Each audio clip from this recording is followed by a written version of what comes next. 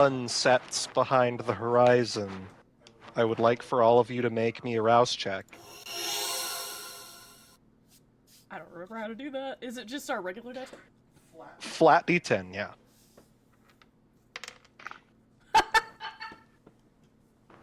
Uh-huh. I got to fail. I got it too. I got a success.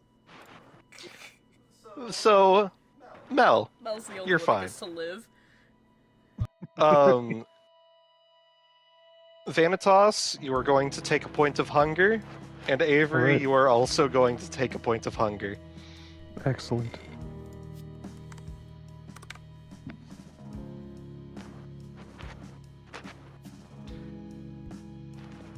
And I suppose, which one of you would like to start the night?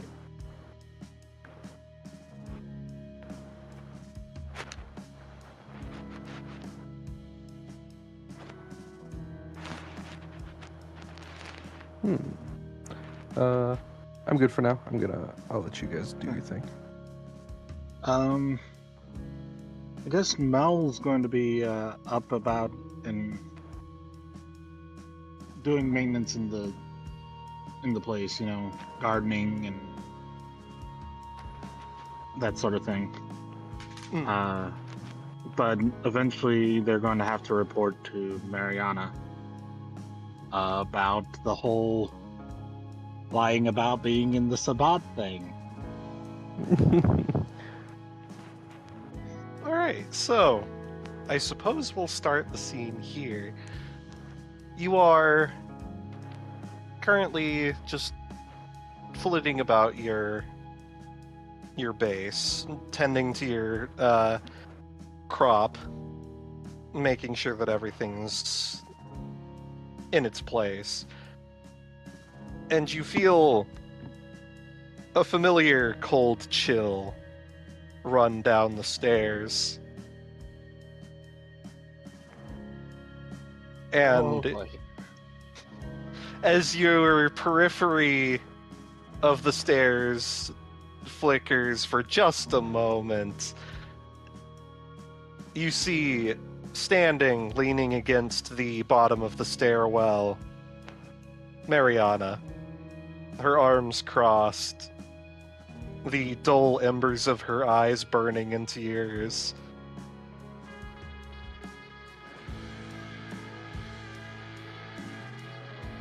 Whatever you heard, it's probably worse.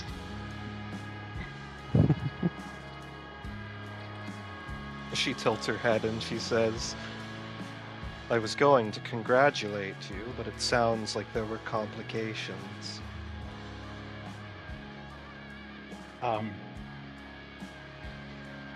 So, you know how we're dealing with the whole being hunted thing? I think I picked at that scab last night. She squints a little bit and says, elaborate. So, as a part of our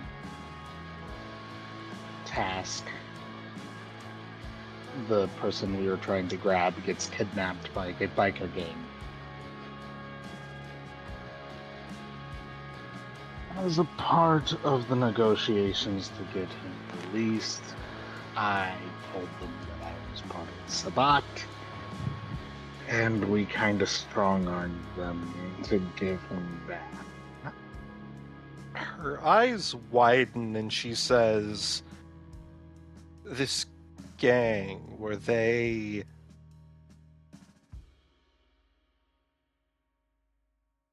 This isn't a breach, is it?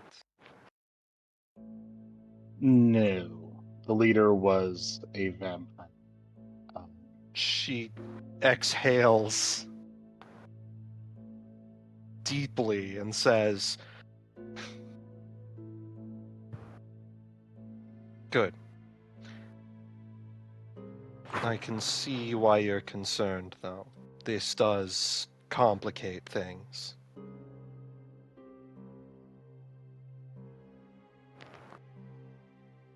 I'd like to say that they'll go to war with each other and will be none the wiser for the longest time. But I highly doubt that's the case. It's hard to say.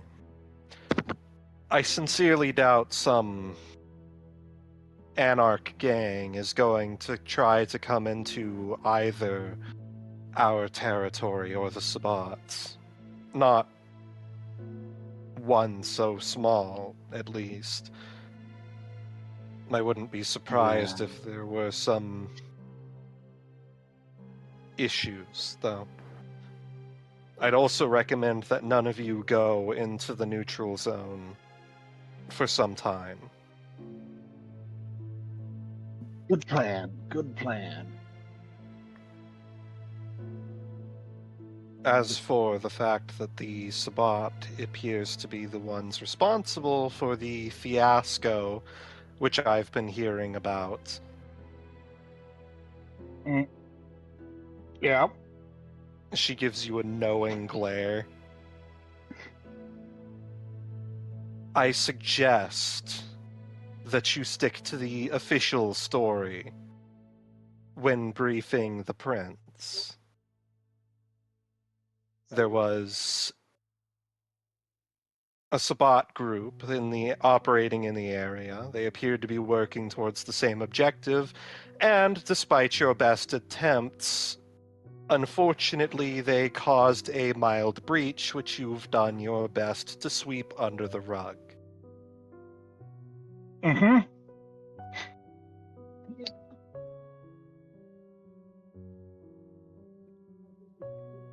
Mel is visibly nervous.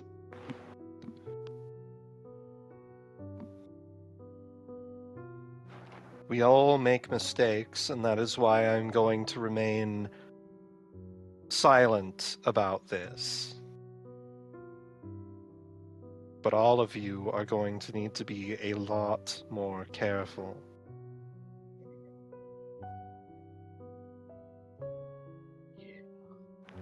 Yeah, we are. Mel pokes at the now near invisible scars in their where their chest cavity was.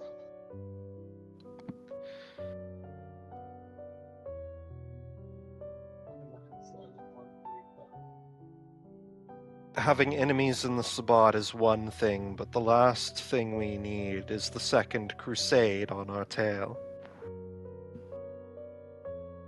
And then anyone hunting us for a breach. Precisely.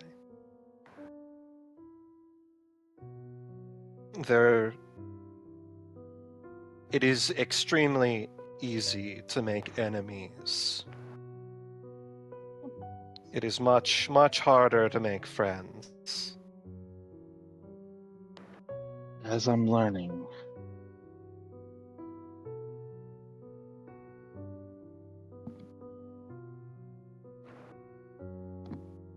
On the bright side, it seems you had a rather inspired idea of how to keep things masquerade compliant. I like to think so. She holds up a newspaper, and it says, "Lion escaped from local zoo, traveled nearly halfway through town before mauling gangsters."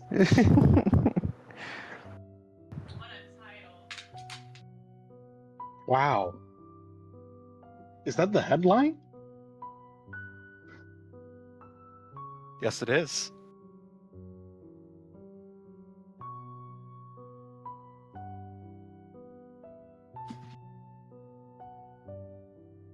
Wow. I'm surprised he pulled it off. Sebastian As am didn't I. drive us immediately to the zoo. I thought we were going to go there immediately after we ate, but instead we went back to the haven.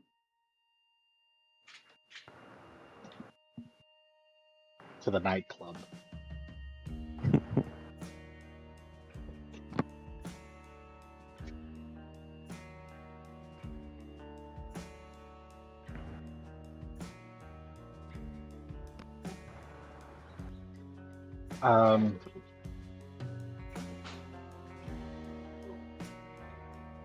Things are getting loud here. I'm going to have to cut this scene short. I'm sorry. You're good.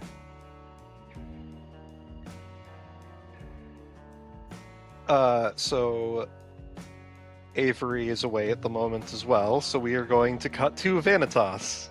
All right, bet. So he wakes up and he is promptly. Let me think. He will likely just start preparing for the night, getting dressed in a new outfit, which I will draw.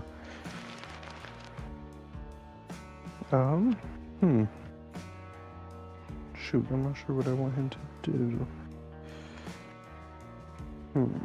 do. He'll read the news. You see the same headline plastered across the newspaper. Sebastian doing God's work. Or the devil's, I suppose. You see Sebastian in the corner. He's got like a sandwich stuffed in his face. And he just gives you a thumbs up. He gives one back. You know what? I'm trying to think.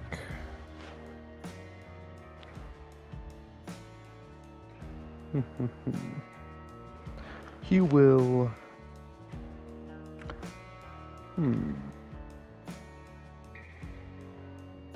Let me think.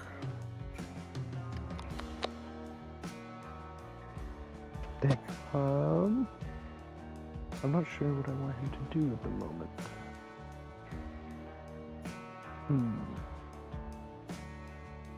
What has he done? Oh, you know what? He's gonna go through his paperwork and he's going to start he's gonna look for his stock exchange paperwork. He's gonna start doing stocks. You're gonna do some stocks? Alright. He's gonna do some stocks. Are you let's see, are you trying to go for something here? Yes. Make me a... What would this be?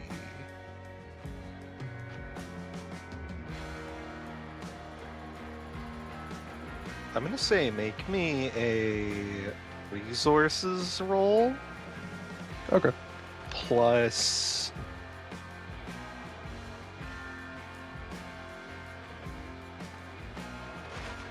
What do you think, are you are you playing the stock market or are you playing the stock market here? He's playing the stock market. I see. Make me... You can add either larceny or Manipulation? manipulation. I'd say larceny or manipulation. Could I also argue finance? You know what? So, I'm going to give you a choice here. You can play it safe and run manipulation finance, or you can substitute your skill for your resources. Run the risk of losing resources, but run the risk of gaining resources. Bet. Alright, I'll do that. So... resources manipulation, you said? Yes. Alright. Alright. That is... Oh, shit. Hold on, I'm resetting my app. Okay. That is a crit and 1 success. Okay. So... you happen to have some information Oh. regarding a certain company. And you know that it is a very good time to buy right now. And as a matter of fact, it's about to be a really bad time to buy right now. So, you make a smart business decision, Uh-huh. resulting in the sudden crashing of that market and a whole lot of money for you. And I would like you to permanently increase your resources by 1. Oh, money! Hell yes. And I am going to be right back. Okay.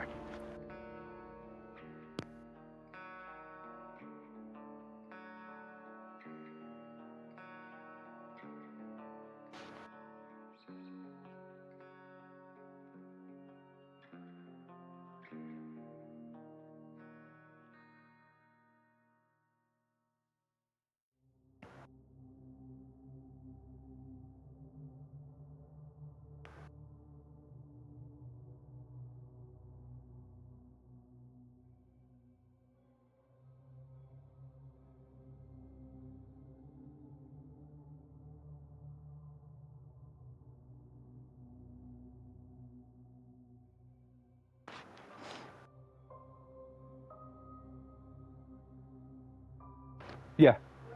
Ah, Brissy.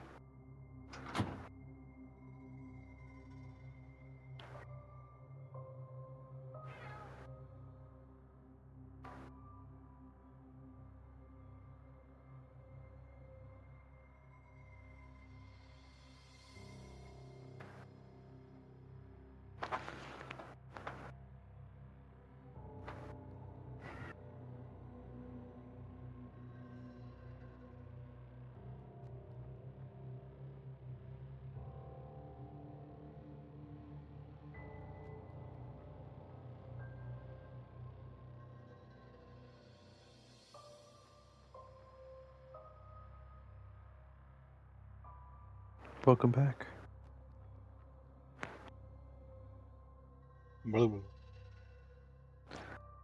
The Crypt Master has left us for. Okay. Okay, sorry, I'm back. You're all good. So is that all you would like to do with your scene? For now, yes. All right. So that is going to jump us back up to Avery. Mm-hmm. Your night begins, and you awake once more in your cabin.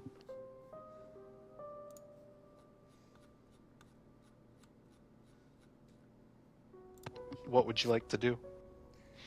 Well, I have a lot of shit I need to do. Mm-hmm.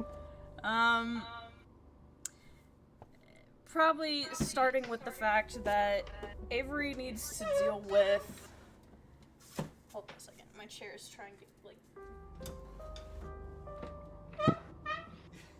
Yeah? Hear that? Yeah? What's happening? Yeah, I can hear that. That's how my old chair was. Finally got a new one. Classic.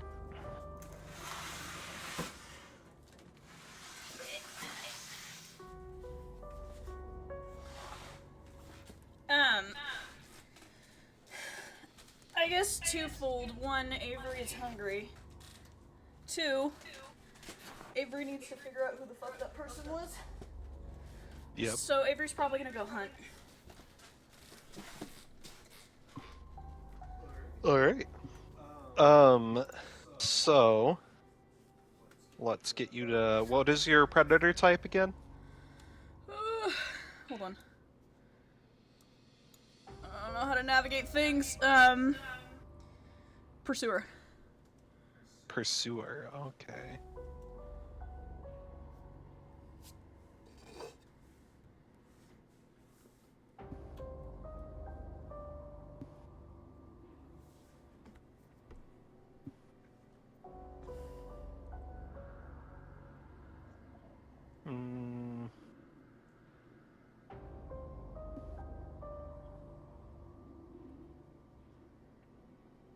Sorry, I don't know why I'm having trouble finding it. Here we go. So Pursuer is intelligence plus investigation to locate and find a victim who no one will notice is gone. Okay. And you are doing this in your forest, right? Yeah. Alright.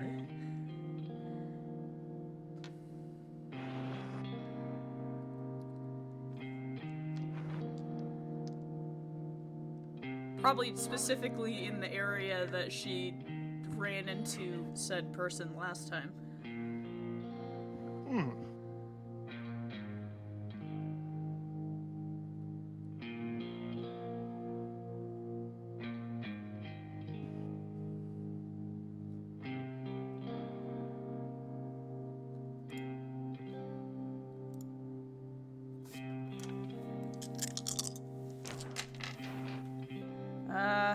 Okay, well.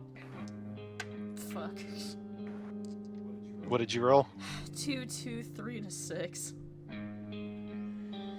Hmm. Back to my dice hating me. 6 is a single success. Great.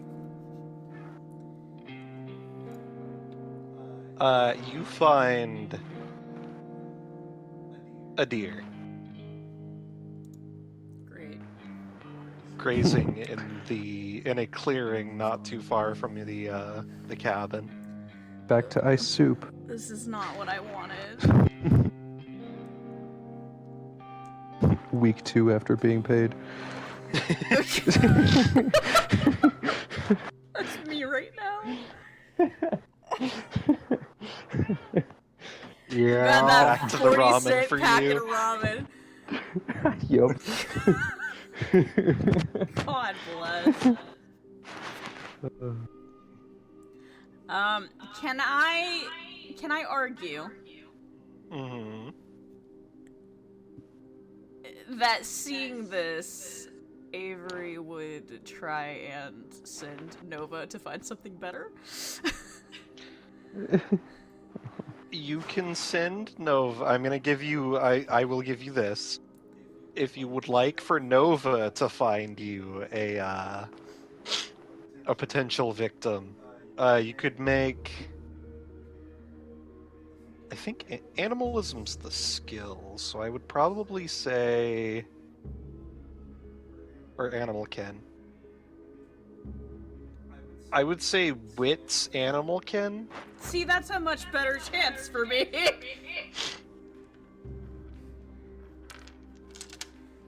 What's the difference between 4 dice and 8? And don't forget, you have a specialty in canine for animal kin, so 9! you get You're an extra right, dice. let's fucking go. What do we have? What the fuck is that? That's an 8. Was the difficulty 6? The difficulty would be 6, yes.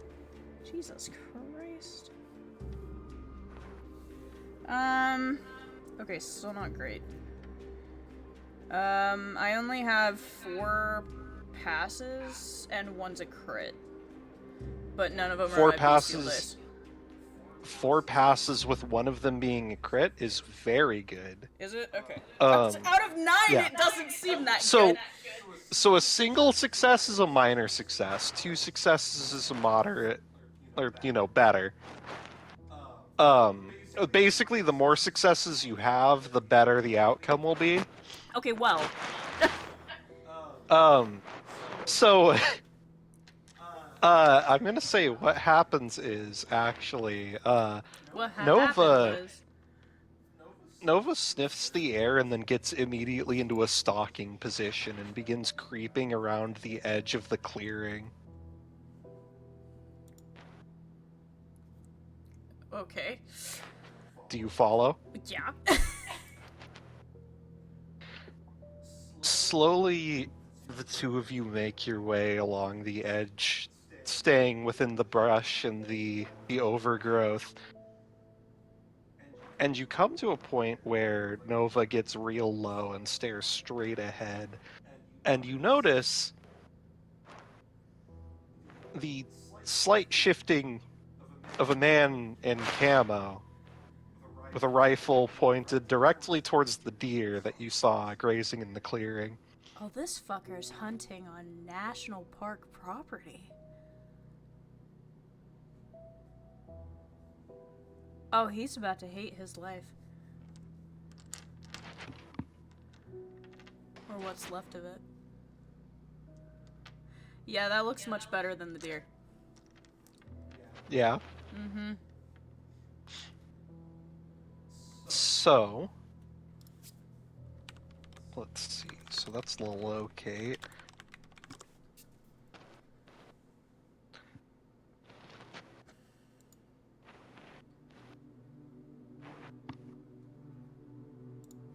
So, what would you like to do? I want to... He's hunting this deer, so I'm gonna hunt him. Mhm. So I'm gonna post up very carefully. Keeping him in my line of sight, and I'm going to watch him. He hasn't committed a crime yet. He's going Yeah. to, though. So, you see as he takes a deep breath, and you can see him trying to steady his rifle, and let's see.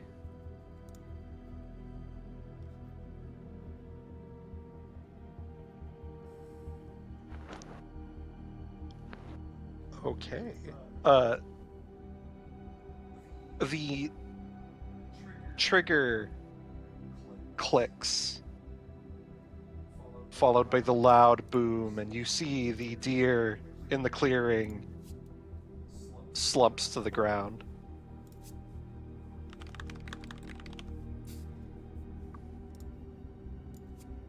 Mm-hmm. And the man jumps up from his position, looking off either direction, and then slowly creeps his way into the clearing. Avery is going to slowly creep behind him. Sure thing. Make me a dexterity stealth. Well, that's not good, because I don't have stealth. Oh, it doesn't fucking matter. What did you roll? I just crit failed my hunger dice, and I crit successed my other dice. So 2 passes and a crit fail. Okay. So here's what happens.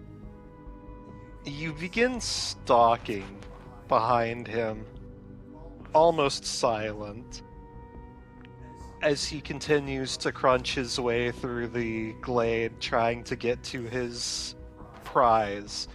The anticipation and excitement within you growing with each step. And then you hear a branch snap. And when you look down, you see the branch is crushed beneath an inhuman foot. Uh-oh. And then you look back up at him. He's staring at you with a look of terror in his eyes. Masquerade breach. Now see, this didn't have to happen. She's gonna say and sprint forward to grab him. In a voice that you can barely recognize as your own, you say this, and you lunge forward. That would probably be dexterity or strength athletics? Athletics or brawl? Athletics. Oh, my dice landed on top of each other. Hold on. Oh, Oh. my god, I critted again. A good crit or a bad A crit? good one. Well, you did not get good shit, so immediately you pounce on him. You are still in control, so would you... Is this man walking out of here alive, or... See, the problem is... I He don't did see think what he you are. can walk out of here! Yeah. I mean, that's your choice to make. Question. Mm-hmm. As a military and medical professional...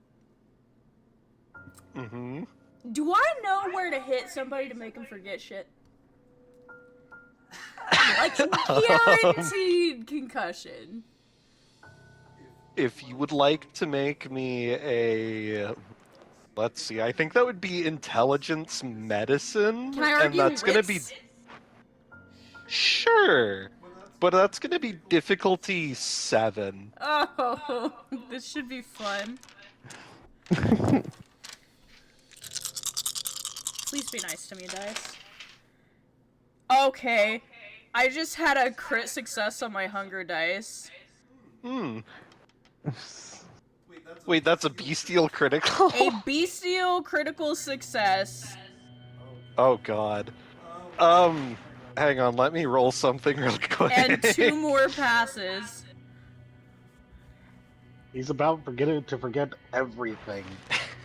Oh, because he his brain's forgets gonna be alright. splattered on He the floor. forgets how to live. Actually, okay, so... His memories are there, and over there, and over there. So I rolled. He's not dead.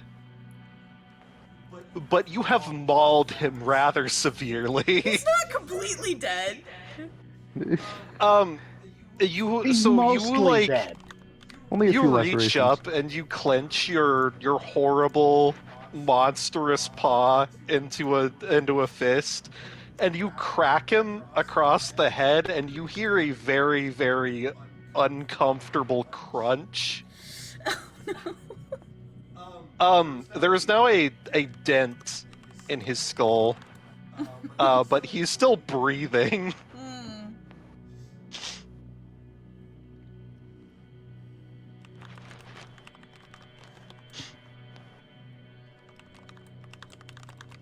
Great. he's in a bad way. Are you gonna feed?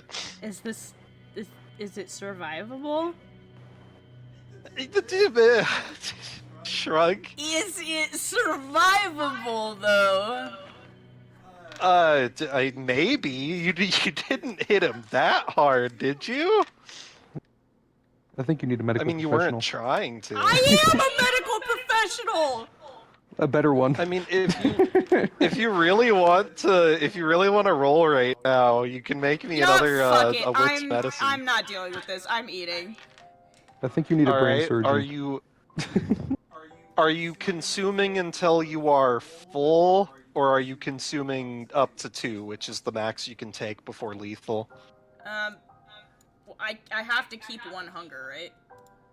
Yeah, you can't So go then- below 1 hunger unless you take the life. So then I only need 1. All right, so you take 1 and leave him doesn't- alive For now. for now. And as you stand up over his unconscious body, feeling sated, the beast once again subsiding within you. What would you like to do about the mauled body in front of you? You can just walk it off.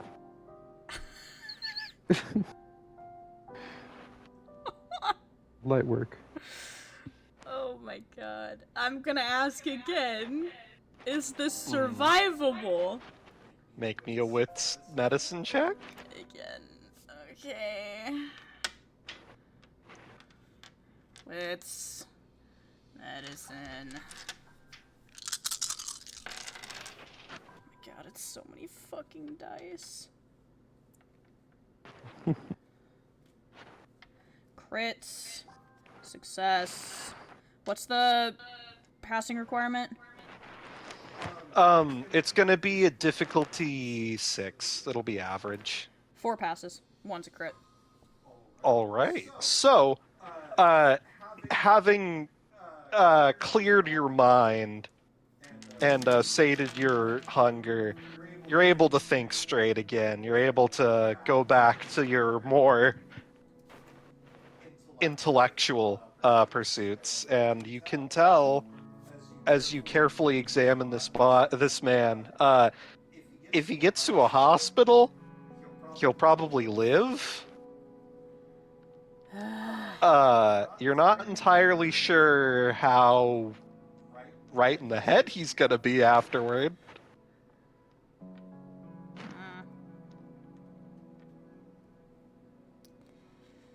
He's definitely not gonna remember this, that much is for sure.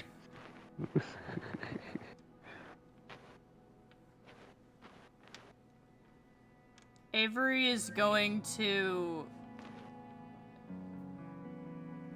carefully shoulder him and drag him back to the parking lot. Alright. And radio for one of her people. So you carry him on the long trail back to the parking lot. Eventually setting him down and giving the call. And you see as some state troopers run out and they go, "Holy shit. Was this a bear attack?" You know, I'm not sure. Question. Mm-hmm. Is this guy a poacher or is he a poacher? So the group, you don't see any, like, necessarily, you didn't really check his body before you took him here, and it would be a bit suspicious if you started searching him now. It's hard to say if he's a member of the organized group or if he's just some guy who came out to poach. You know that they don't typically wear their signifiers readily apparent, though. Avery is gonna toss his gun down next to him, which she has already taken the shell out of. Looks like, nature got him back, she says, and she's gonna turn and walk back for the trees.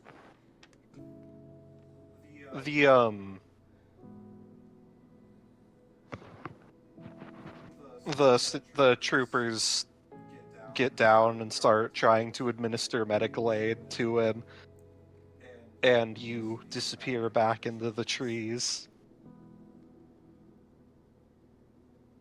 returning once more to your cabin. Avery is gonna use that deer as bait. Alright. How do you do that? She's gonna flay it open. Okay.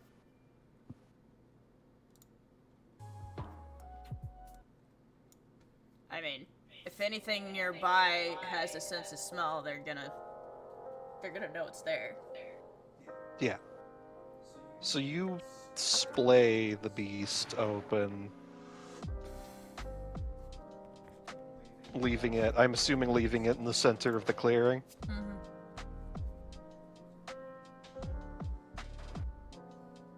Alright, and what would you like to do after that? Wait. Okay. Let me roll some things real quick.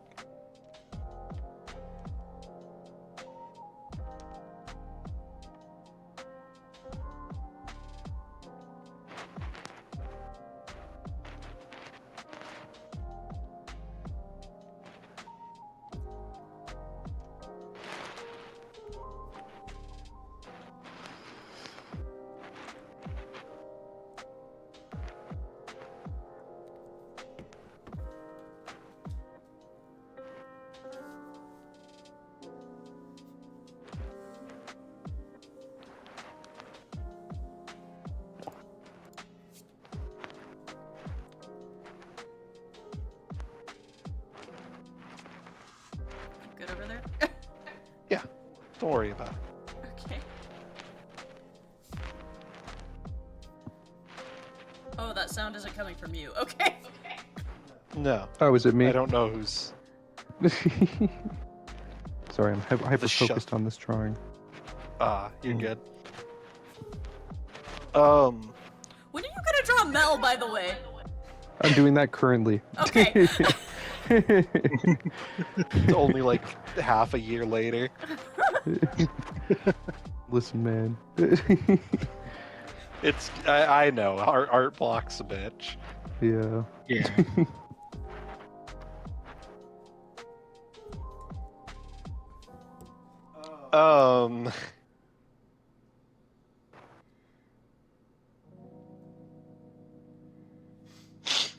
So here's what you see. Mm-hmm. You see something that looks almost like a man. Oh. It's extremely squat, has this mangy beard that is filled with just gunk. And it has a almost comical gnomish red hat. What? And it is carrying What? it is carrying what appears to be um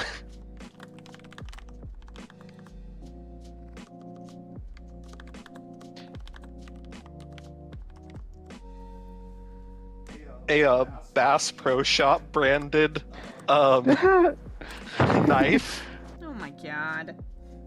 in its hand, and it creeps through the brush, making this Ooh, lucky horrible me. grunting noise the whole time, skittering along the ground, sniffing the air. It scurries up to the deer, sniffs its carcass, and then just starts digging into it.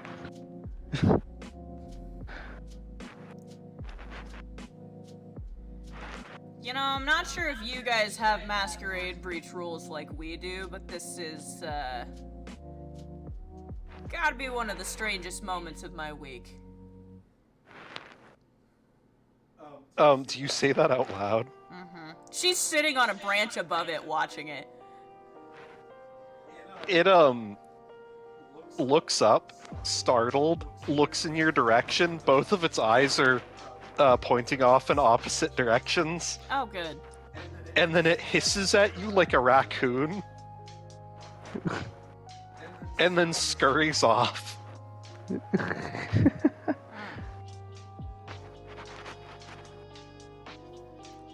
Avery's gonna sigh. This is not what she wanted.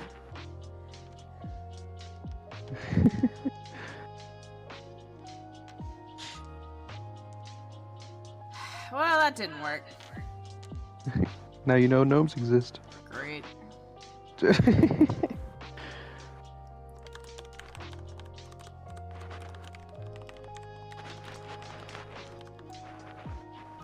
I guess I'm just gonna head back for now. Alright. You return to the cabin. I would like to say she probably placed the deer by a trail cam. Oh? Like, just so she's, you know, she can leave it unattended. Oh, you have your own trail cam set up. Okay. I'm assuming. Yeah. So you've got a trail cam set up just in case.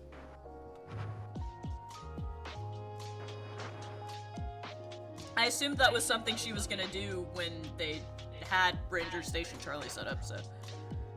Yeah.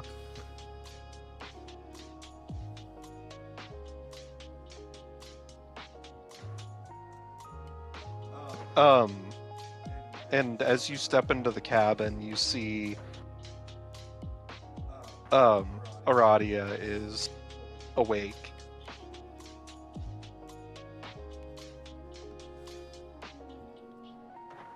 Avery's going to clean herself up and then plop down by her library and sigh. Is something the matter? No. Just not having the best of luck. It's fine.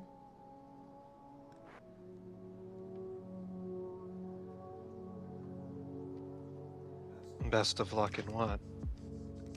Hunting, apparently. She tilts her head. It's nothing. She's gonna look through her shelf.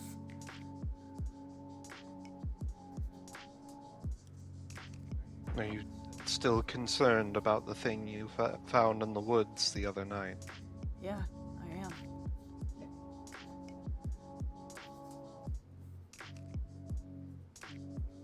Perhaps it would be wise to ask for help?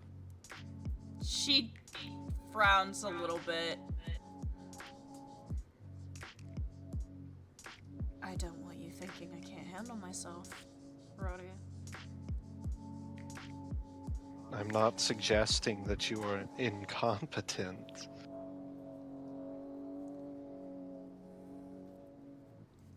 We made this pact with the Camarilla for a reason. This forest is massive.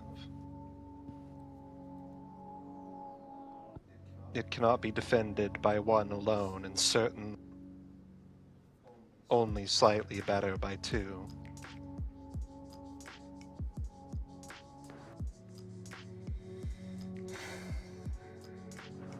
Are you suggesting I go ask the prince? She shakes her head. I doubt that he would care about such small matters. We're supposed to attend to our properties alone. But we are in a compact with the other four.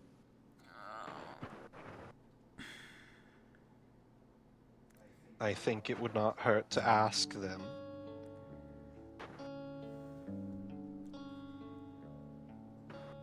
Fine.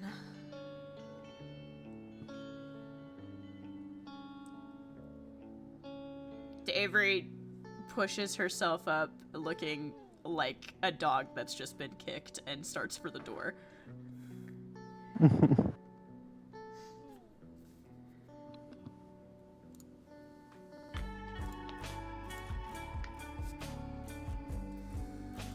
You step out into the cold night.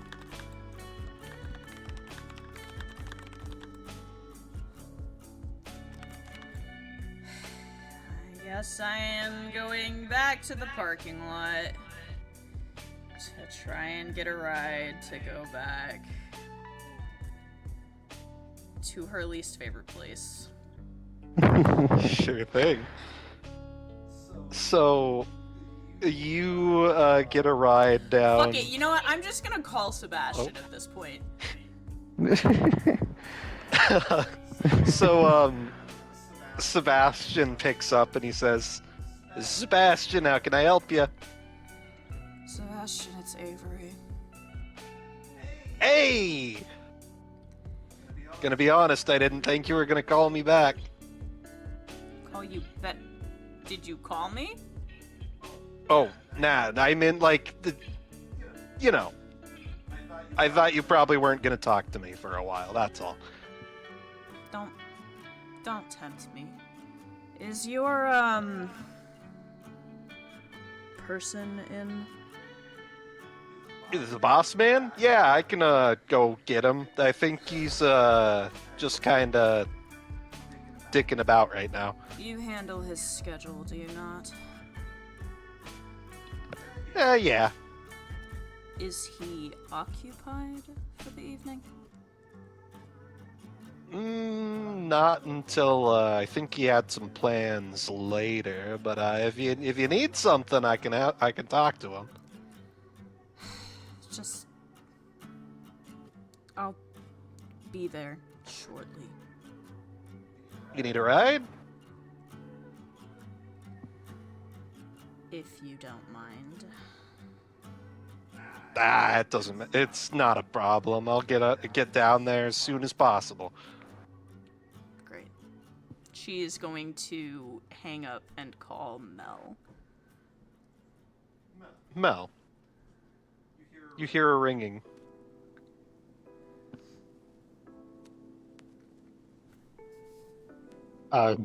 Mel stumbles up the stairs and answers the reception phone. Hold on. It's been a minute.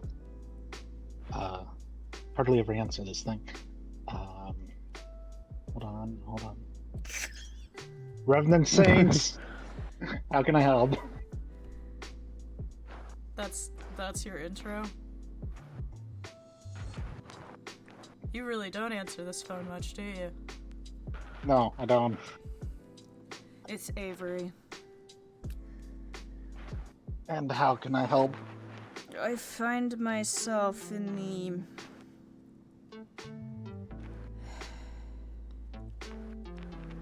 the very uncomfortable position of needing to ask for assistance. Okay. There is something lurking around my home, and despite my best efforts, it is going to require multiple people to deal with.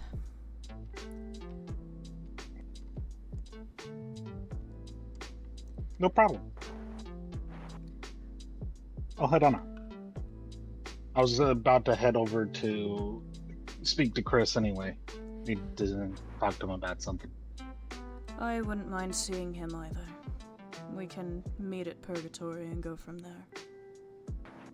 Yeah. Great. Just, don't feel bad about asking. You can almost Oh, man. hear Avery grimace through the phone. No man's an island and all that. Damn you and your poetry. And she's gonna hang up.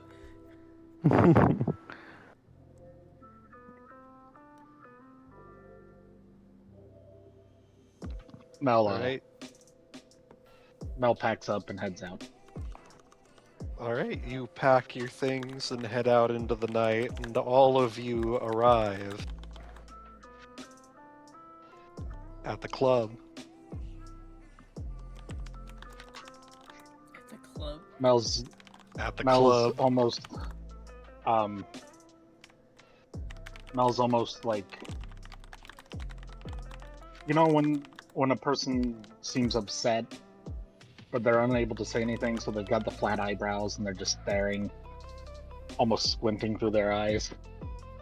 That's Mel's default look, and it just seems to be shrinking it, like growing even more and more into a scowl. Oh, so resting bitch Hanging out the face. front. Yes.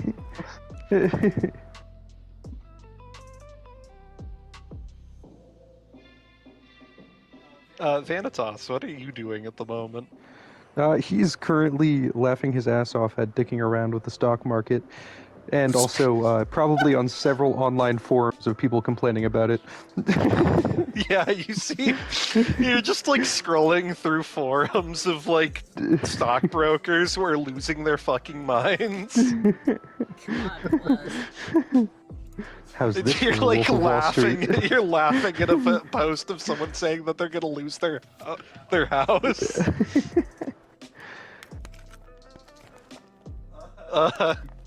And then He's you hear starting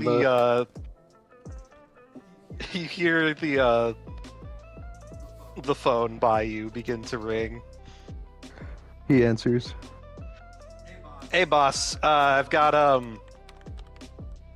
Avery and Mel are here to see you. Oh, send them down immediately. You got it.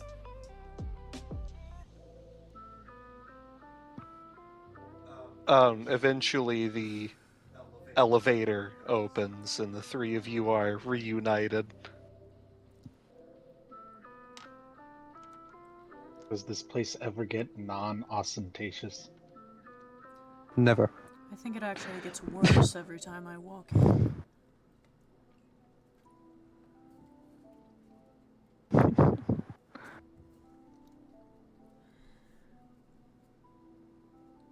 Where's Chris? Avery says, looking around. Yeah, I gotta talk to him.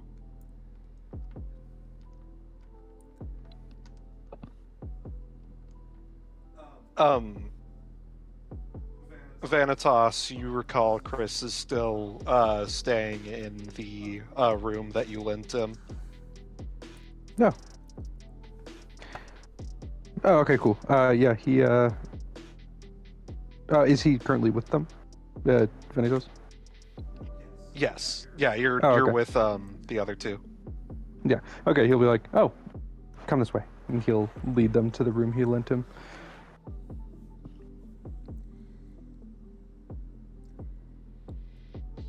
Avery's gonna glance at Mel and, you first? Question mark? Okay. Mel goes over and does a polite knock. You the knock door. and there's the sound of shuffling and then the door opens. Oh, Yo. hey. Hey Mel, what's up? You any good at forgeries?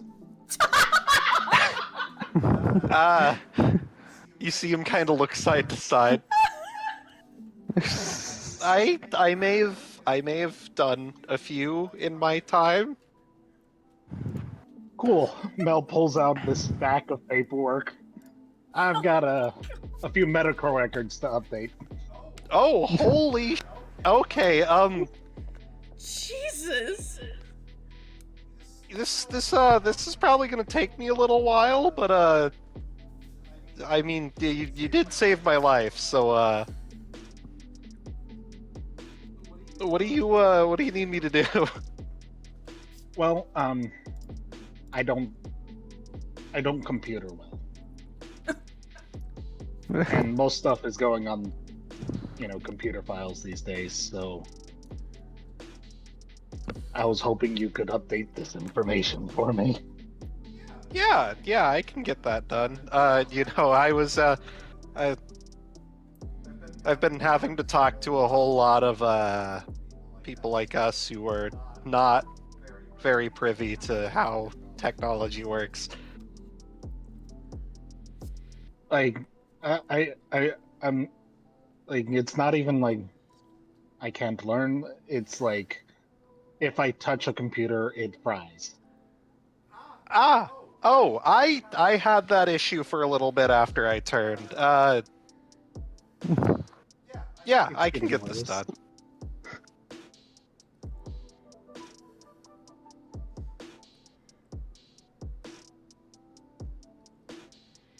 Well, thank you. This will help me with my new phone.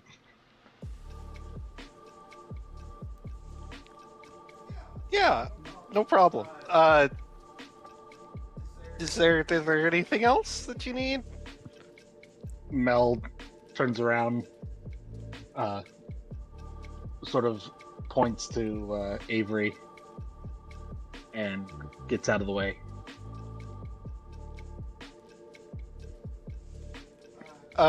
Avery. Do you need things updated too? Avery shoves her hands in her pockets. I also don't computer well.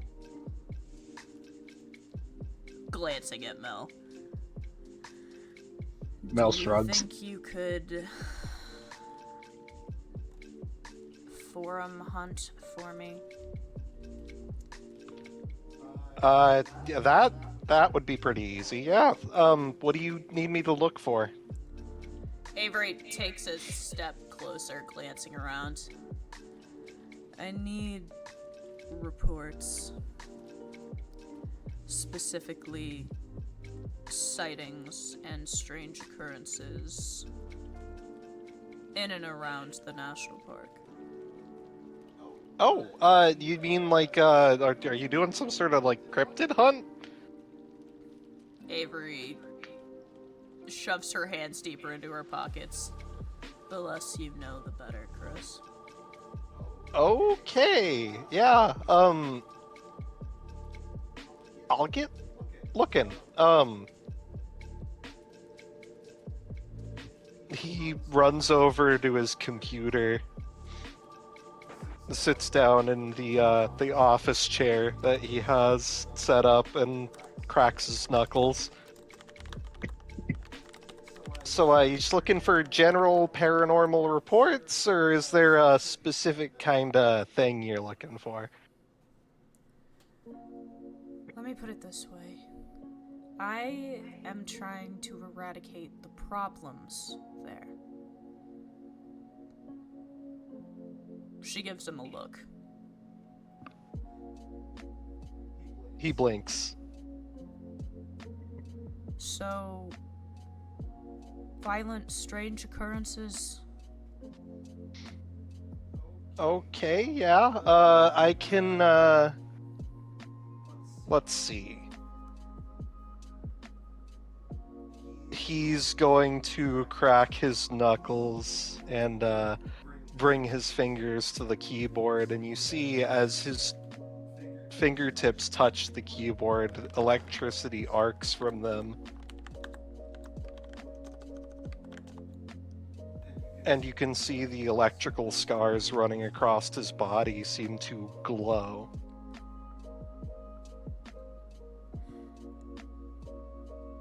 And almost immediately he begins typing rapidly. The screen begins to shift almost imperceptibly between various websites, and he goes, let's see. My dad had sex with Bigfoot. Sea serpent in the local lake. Bat Squatch. Come on, Chris. Actual, tangible evidence. I'm trying. There's a lot of people who say that they run into shit out in the forest. Can't you, like, keyword search? What? Yeah, I need to know what keywords you're looking for. Try bodies. Try people dying. Let's see. 4 hikers drained of blood.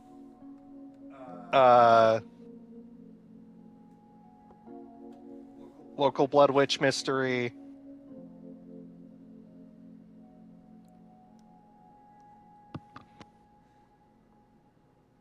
Massive coyote, Malls 3. Print it. Oh, okay. He taps a button and you can see the printer begins pushing out a sheet of paper. Anything else?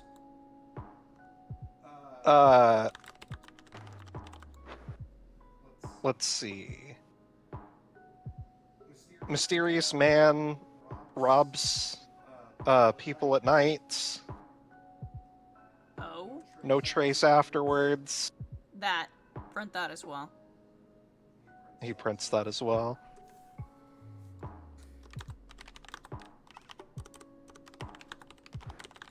I'm seeing a whole lot of conspiracy theories as well, but I think that might be...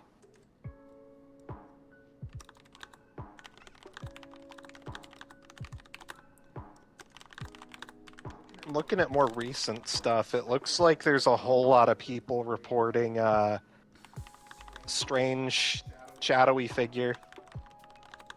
Robberies, unusual encounters, that sort of thing. That would be part of the problem.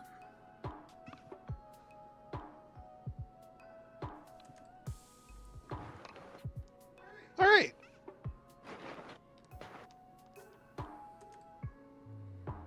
She waits for the papers. Eventually all of them are pushed out of the printer, and Chris grabs them, stacks them up, and then offers them to you. She takes them with a distant, guarded look on her face.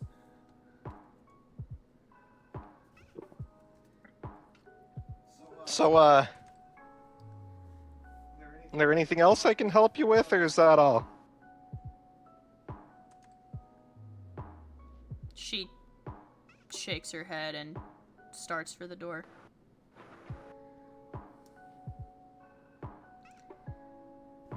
Happy to help!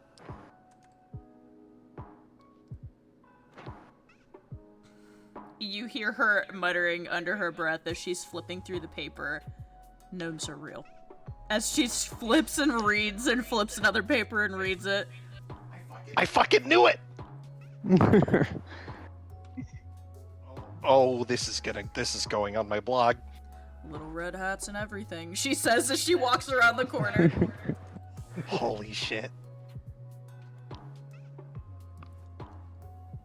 Mel's just standing there, mouth agape, about to ask a question, but decides better of it.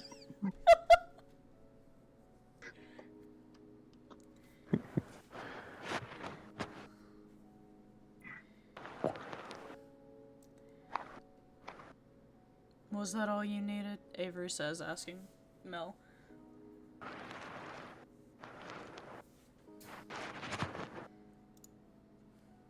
For now, yeah, that's all I need from Chris. Well, I have other questions to ask him, but it'll be for later. If you say so. Plenty of time now if you need them. And she's gonna walk back.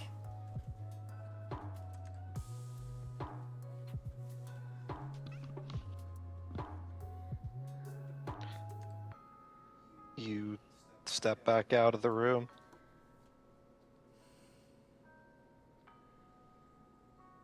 Is there anything useful in these papers? So, roll me a probably wits investigation or intelligence investigation. Wits investigation. Can I argue this is profiling? Yeah.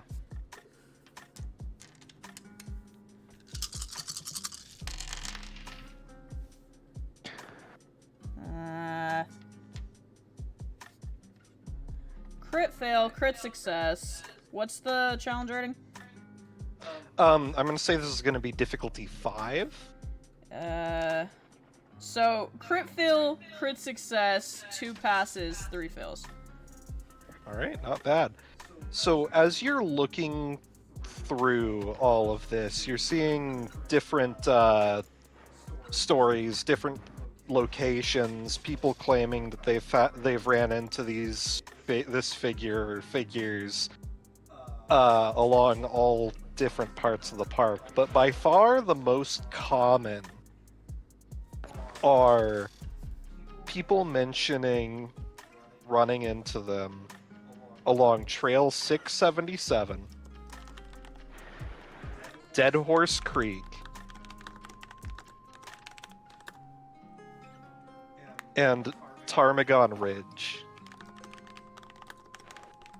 And these are in reference to which report? Because all 3 of those reports were different. So you get like probably about 20 or 30 different stories, and they vary pretty wildly, but by far these are the 3 most mentioned locations. Notably, Trail 677 is very close to where you live.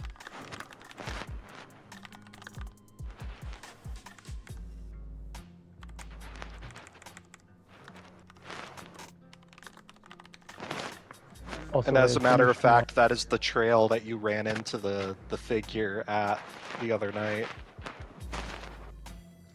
More specifically, I'm asking, like, are all these reports lumping all these things together? Because I have 3 separate things. I have 4 people drained of blood, which is obviously a vampire. I have people reporting a shadowy figure robbing them. And I have these a are- giant coyote, which is probably a werewolf. So all 3 of these reports have been of the shadow people. The coyote was described as having been seen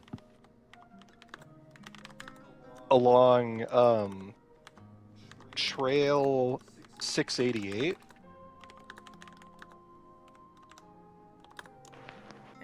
And four then people the drained of people, blood? the people drained of blood were found along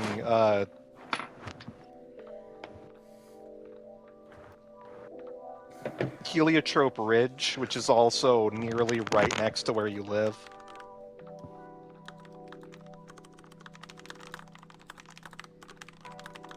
Yeah, I'm gonna have to talk with my my girl about that one.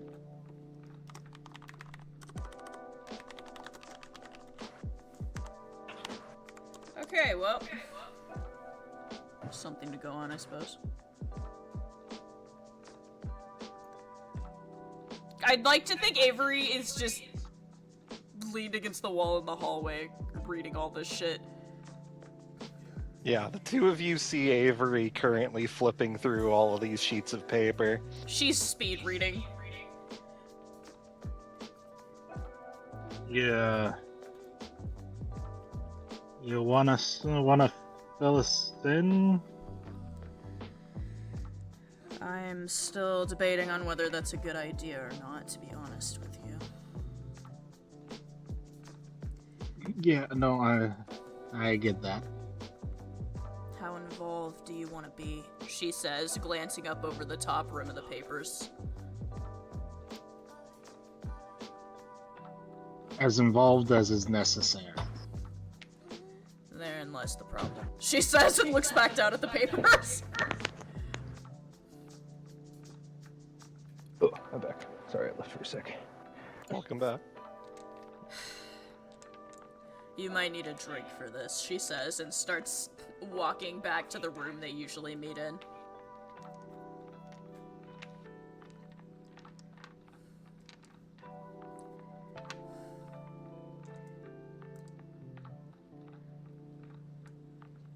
Chris, you're welcome to come, she calls down the hallway as they're walking. Is it out in the forest? The meeting? No, it's down the hall. Oh, okay. Yeah. You know what? This'll be fun. He comes out of the room and follows you to the meeting room. Avery walked to the... I seem to remember Dylan describing, like, a table, like a big table that we sat around originally. Oh yeah. Yeah. He changes that area around often. So right now you would see a mock-up, fucked up version of the bar upstairs, but he can change it if you need it. The bar is fine. there is a blood splatter along the bar as well. Avery, like, walks in, going to, like, set the papers on the table, realizes that it's the bar, blinks, looks around, walks behind the bar, sets the papers down on the bar, and looks up at the rest of them. Mel takes out a rag from their bag and wipes off the seat, then sits down. You know how to express yourself, Mel says to Vanitas. Wait, what was that? What'd you say? Oh, it was described that there was blood splatter, and so Mel Yeah. wipes down the seat Yeah. and Oh, goes, sorry "You know about how that. to express yourself." All for my art. You would also see a film reel camera not too far away. Is that thing on? No, I turned it off after the painting. Good. Avery's gonna toss the papers in front of them. Tell me what you see.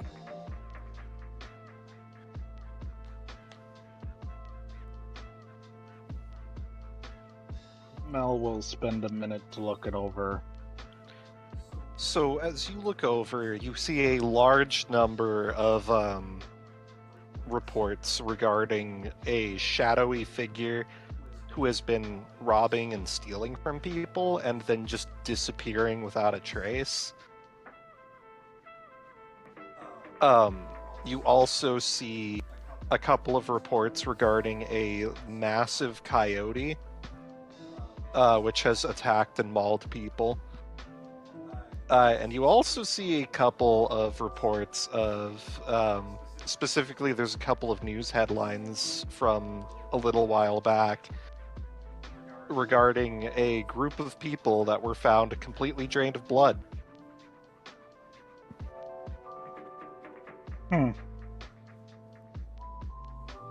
Mel's going with the one lead they can think of. Of the items that were listed stolen, were any of them like specific, or is it just money?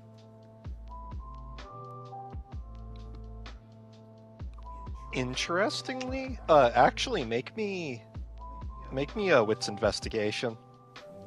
Okay.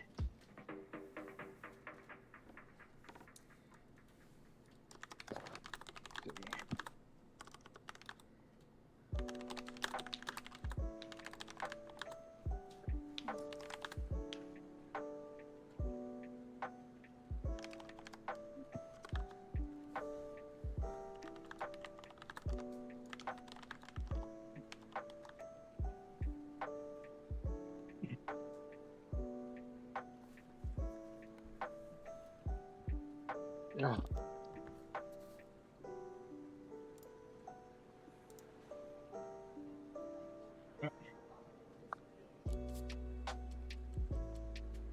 Okay.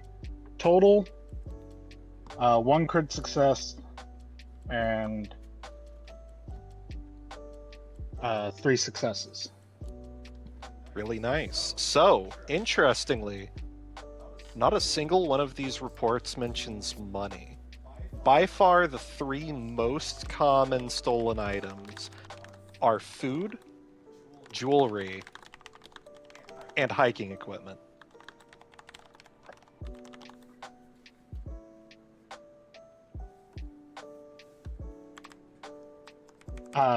Mel's gonna go.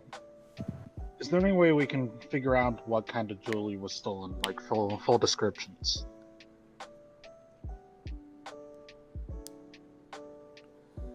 That would be a Chris thing.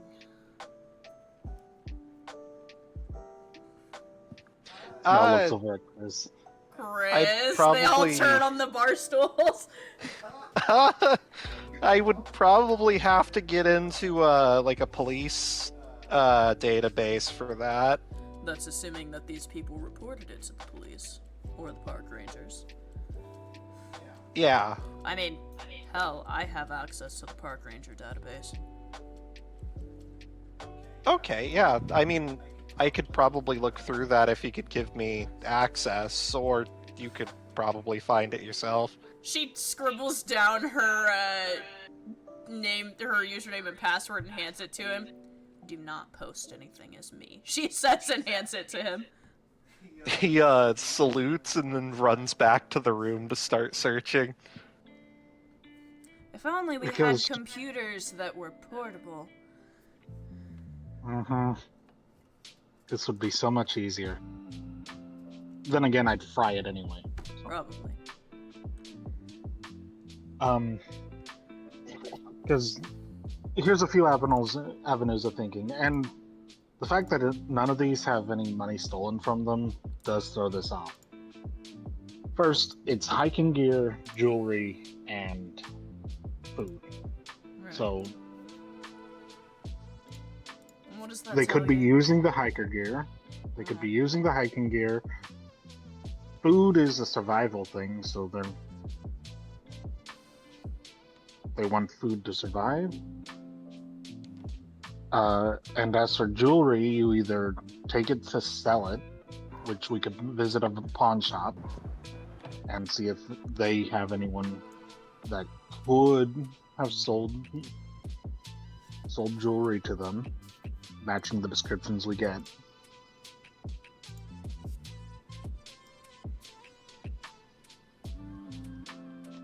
But again, if they're not taking money, then I doubt that they're going to be selling it to a pawn shop.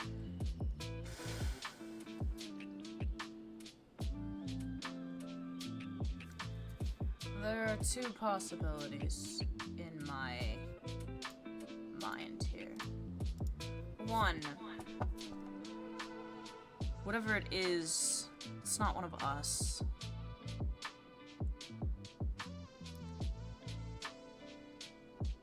Vampires don't eat.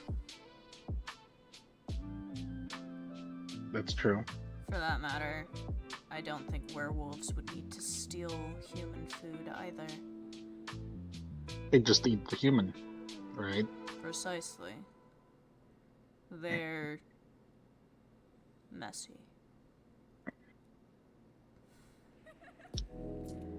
The fact that they disappear so suddenly, however, makes me think that they're not entirely human either, though. I'm learning that there are now gnomes to add to the list of things. I don't know if this is that. It's but,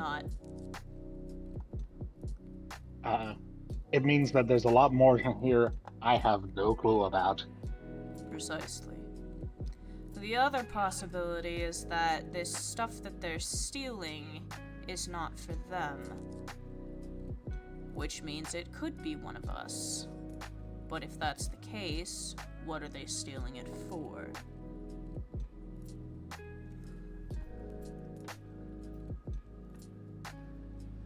Like, say they have a captive? Or pet?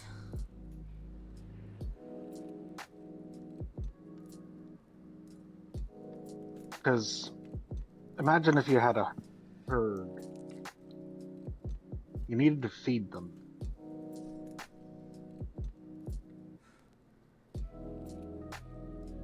Precisely.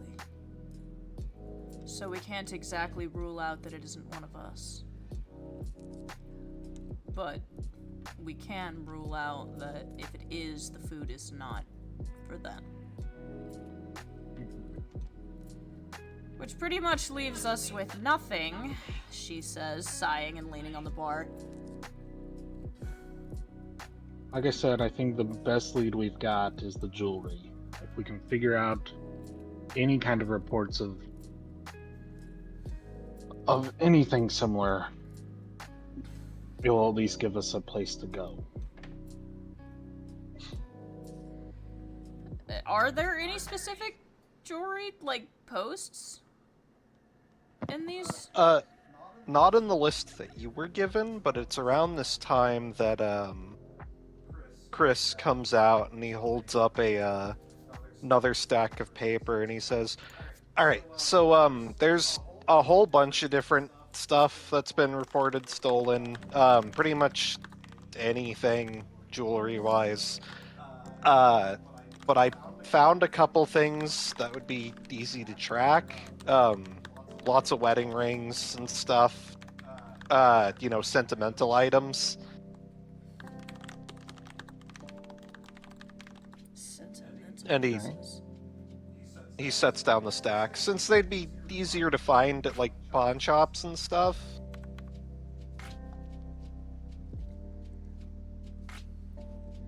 Are pawn shops open this late? I don't get out much. And I it think a depends on lot the of them pawn are, shop. 24 hour. Oh, Sebastian! Yeah, what's up? Fancy a bit of jewelry shopping? I mean, shit, why not? She holds up the paper Chris just gave her.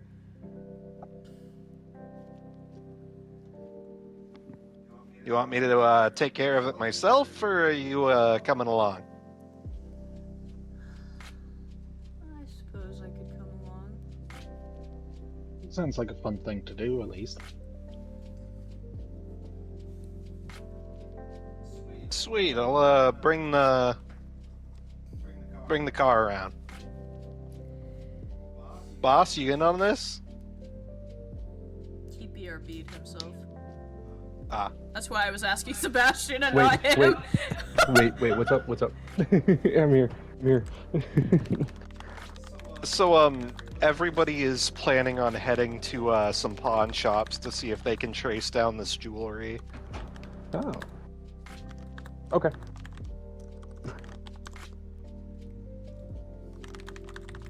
And Sebastian is now bringing the limousine around. I'm always down to go on an adventure.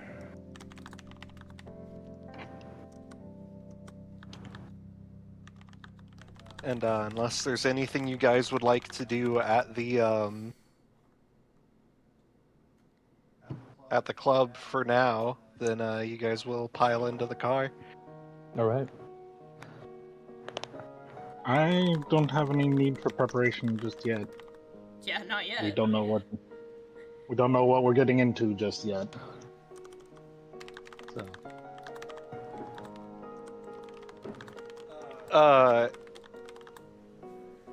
And I'm assuming you guys are probably going to go to a pawn shop that's closer to Mount Baker. yeah. Yeah. All right. After a long ride, you eventually reach a small pawn shop that's out on the outskirts of the town near Mount Baker.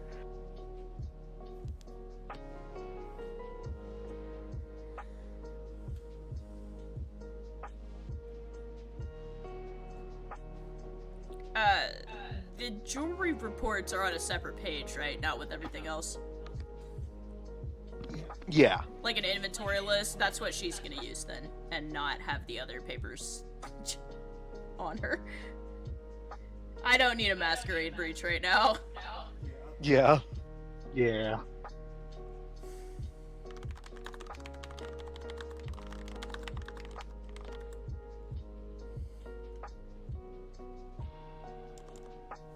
So you guys,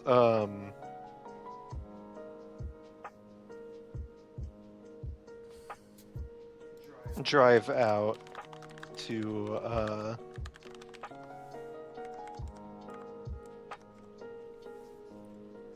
this small town, and you, pull up. And you step out of the car, and I'm assuming you enter the shop? What's the name of the pawn Yes. shop, Liam? Oh, why would you ask me this? You have to be prepared for anything. We have to keep you on your toes.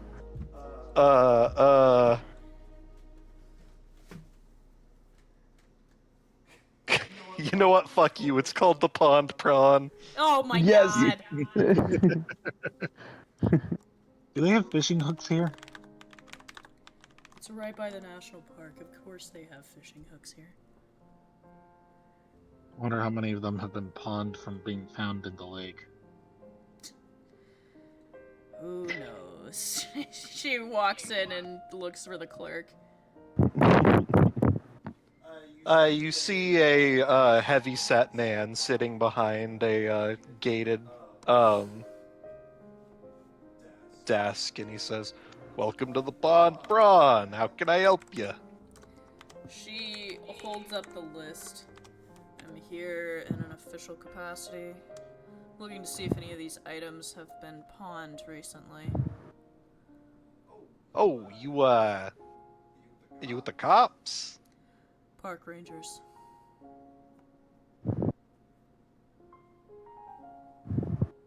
Then Go he ahead just sees a and rich dude. Make me a let's say charisma persuasion. Okay.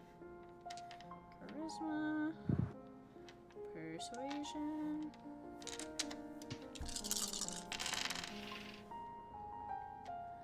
What's the modifier? It's gonna be difficulty 5. All passes. God 6 damn, passes. Oh damn! Holy shit! I'm Wow. not Because- lying! Yeah. So he smiles and he says, "Oh yeah, of course. Here, do you got descriptions of the stolen jewelry?" She literally put the paper in front of him when she said that. He grabs it and flips it around and starts reading through, and he says, "I'm here. Let me." He turns around and starts going through drawers. You know, I try to keep a close eye on things. Try not to buy anything that's shady. You know, this is a good establishment. Oh, I assure you, I'm not bringing any judgment upon you. Of course, of course. Let's see. He pulls out a ring and kind of looks at it closely, going from it to the list, and then puts it back. I hate to say this, but I don't think I have any of the stuff you're looking for. None of them. Yeah, I mean, nothing that really matches any of these descriptions.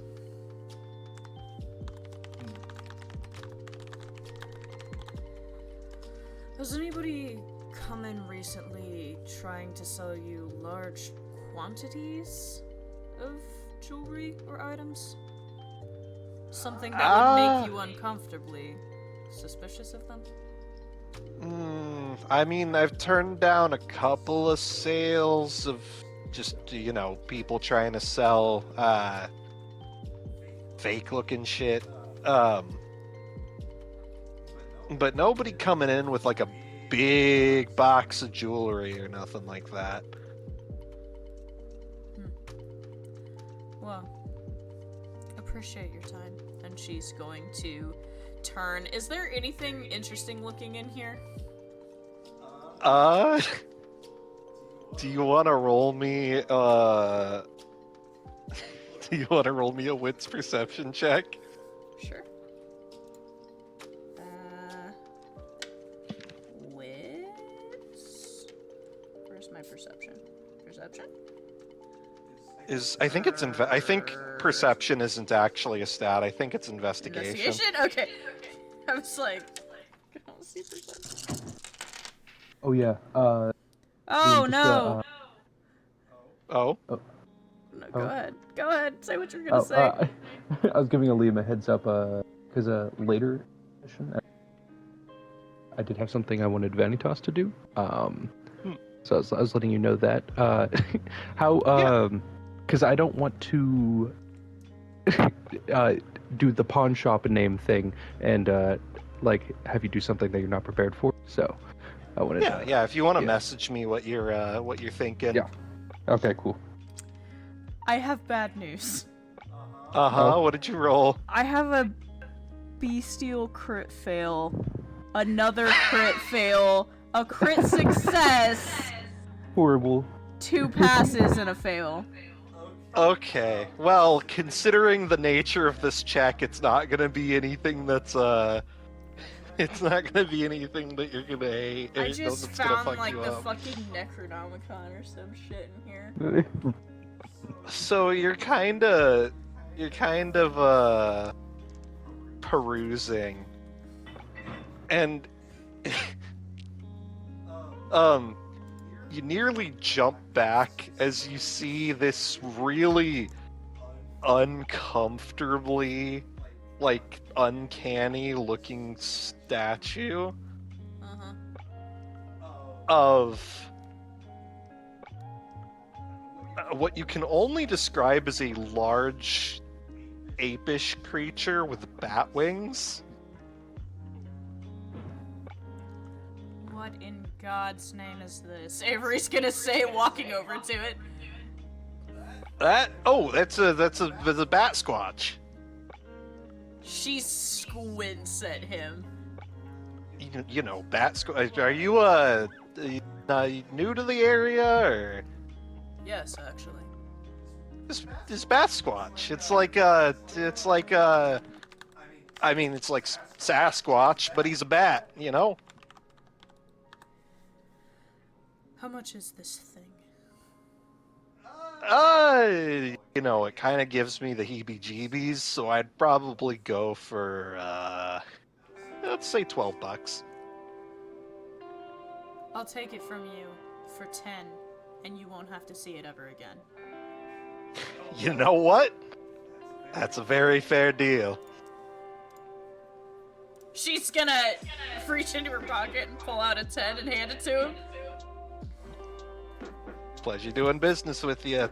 Wish you the best of luck on finding those missing goods. And I wish my friend the best of luck when they witness this, she says. Definitely not my idea of a Christmas gift. That's what makes it special. And she turns around and walks out. He nods to you as you leave the store. Do the two of you also leave, or would you also like to peruse? I will peruse. Because I Alright, want to go see ahead what I and- can find. Go ahead and make me a wits investigation. Oh boy. I'll also peruse for sure. I'll Same roll the roll for you. Wits investigation, you said? Yeah. Wits.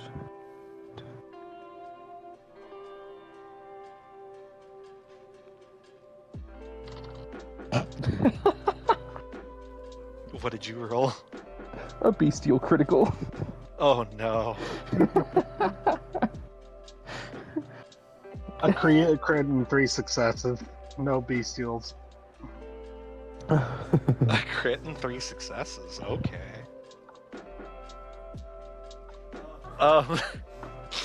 You know what? Let's go with Vanitas first. Vanitas, you find what appears to be a mummified squirrel in a jar. Oh, interesting. It gives off horrible vibes.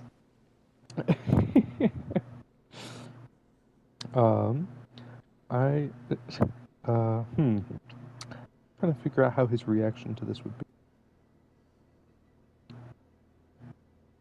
Yeah, he doesn't like it. He's disgusted. The vibes are atrocious. You are uninterested. He leaves the pawn shop immediately. Mel, you literally just see Vanitas stare at this like pickled rodent for a few minutes, and then he gets this like offended look on his face and storms out.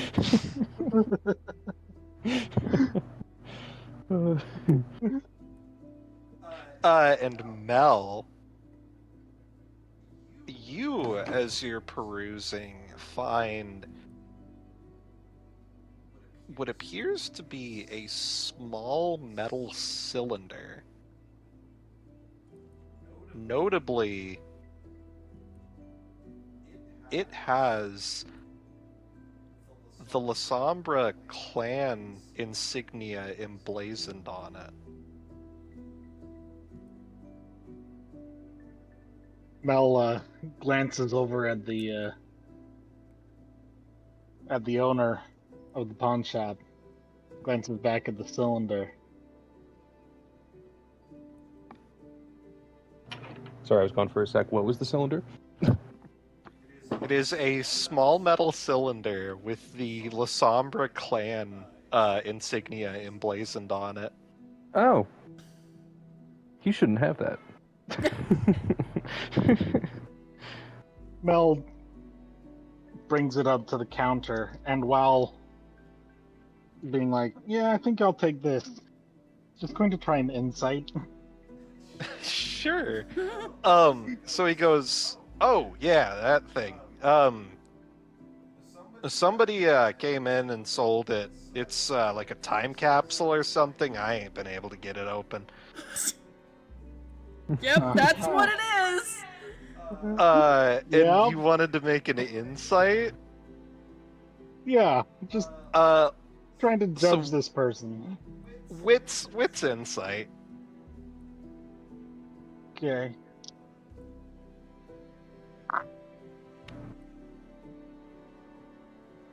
Critical success and success. This man has no clue about anything.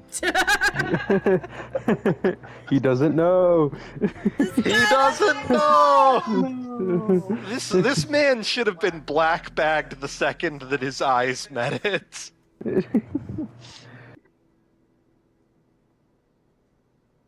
Mel knows that this isn't going to clear his memory of the cylinder. And Mhm. thinking on it, having the purchase record is just going to make it even weirder. Mel just thanks him for his time and walks out. Goes, Do you put the "Hopefully that cylinder back? never-" No, pays for it, buys All it, right. and just You leaves. purchase the cylinder and you walk away. I'm just imagining the receipt says weird time capsule question mark on it. Yeah, that's Yeah. exactly what it says. Mel walks out and goes, "That man's probably going to die in a couple of days. Let's try and avoid the area for a bit." Listen, he had no idea what it was. It's fine. I'm not. I mean, if you're dealing with this, yeah, I don't know. Mel points to the insignia.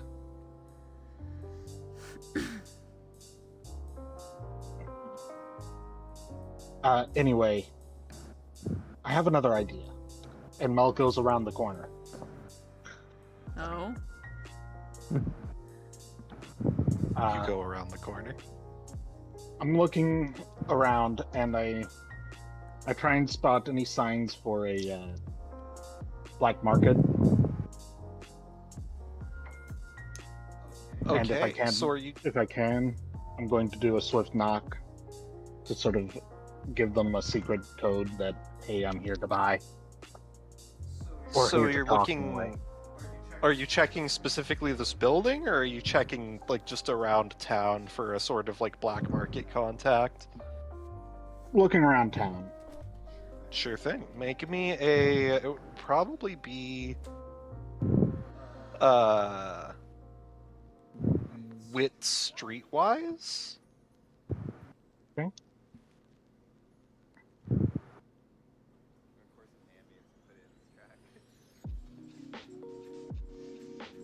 And since I'm specialized in the black market, I'm guessing that Yeah, you get the extra contributes. dice.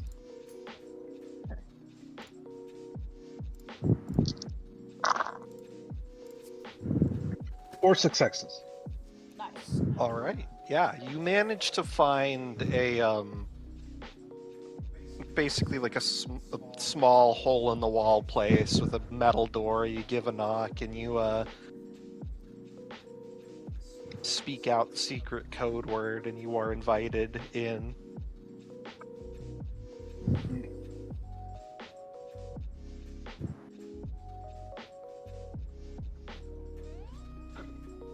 Mel goes. Before getting there, Mel does ask to get at least a look at the list. Memorizes one or two of the items, and then heads on in. Do you just want the paper? Avery says that she walks away. No, I don't want them to know just how many items there are. Oh god. You wanna These people are. be by yourself, I guess. Avery says. You can join, but just know they're fun. I used to hunt black market dealers for sport, Avery says, shoving her hands in her pockets and following.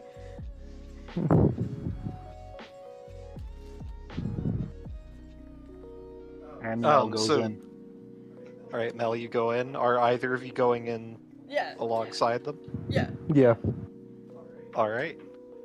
So you come into the building, and you are given a seat across the desk from a man. He's got a couple bodyguards next to him, and he says, "Now what can I do for you fine folk?"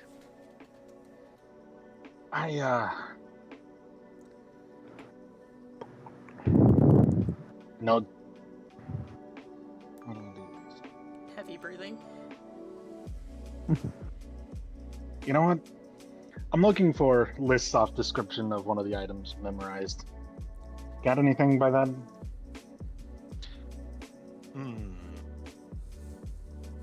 He snaps his fingers and calls to one of the guards and says, "Can you see if we've got anything like that?" And the guard nods and walks into the back. And you see the other guard is staring very, very focused on Vanitas, and then he whispers, "Is that fucking Vanitas Rosfeld?"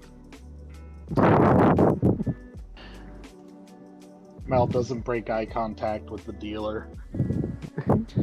The dealer smacks the guy on the chest and says, "You don't talk about the clients, kid." Swear to God, we can't take you anywhere, Avery says, crossing her arms. It's alright. Nobody's gonna know you were here. Yeah, no one. Mel's got this sort of calm smile.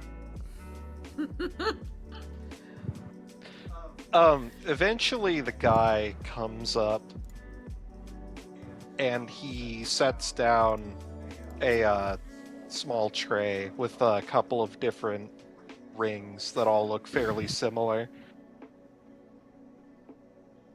Nothing of No. nothing perfectly exact, but these seem to match your description. Mel's trying to rack their brain. Any identifying markers like chips or scratches that were listed in the docs?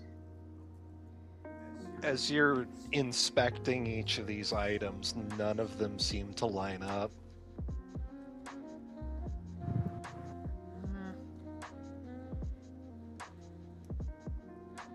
Mel makes a look at Avery,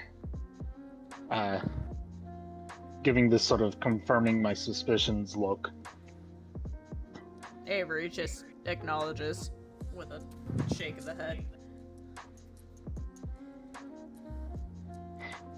Unfortunately, these don't match anything that we are looking for in particular, but thank you for your time. Ah, of course. Sorry we don't have exactly, what you were hoping for. We'll, keep our ear to the ground, though. If you ever have anything to do, please do get a hold of Revenant Saints. They love to get that information. Absolutely. We hope that you do business with us in the future. Avery's gonna lean over and murmur in Mel's ear. These guys know if I wanted to acquire an item, perhaps somebody is paying to have these things taken.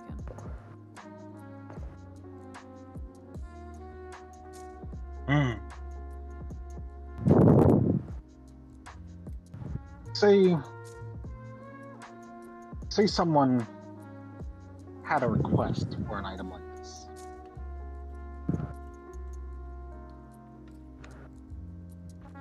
Where would we, or more like, who would we get a hold of to say? people willing to go on a grocery shopping for you is kind of hard to come by. I could get you in contact with a couple of people, but it's gonna cost quite a bit.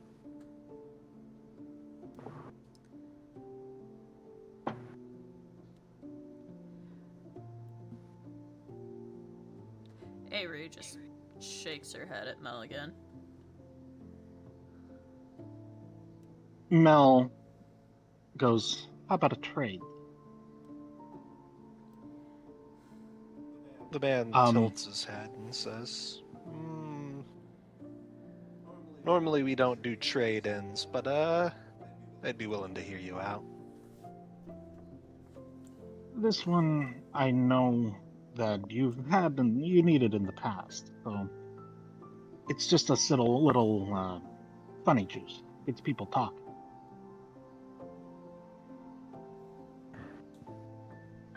Often truthful things.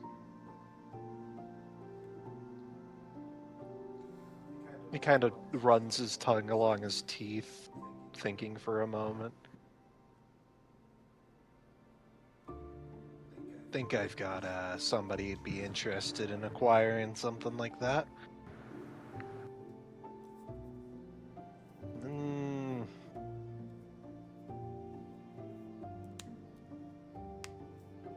Not sure. Roll me charisma persuasion.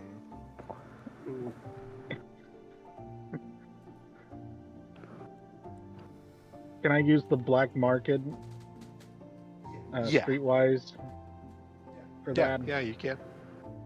Okay.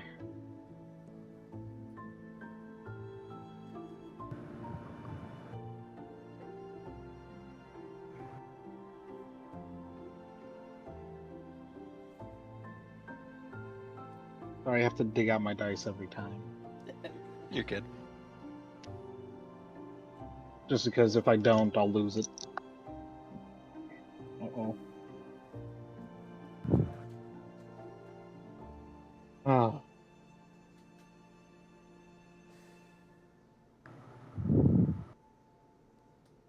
One bestial success.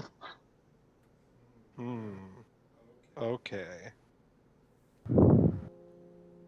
So, you set the item on the table, this vial, and slide it forward, and the guy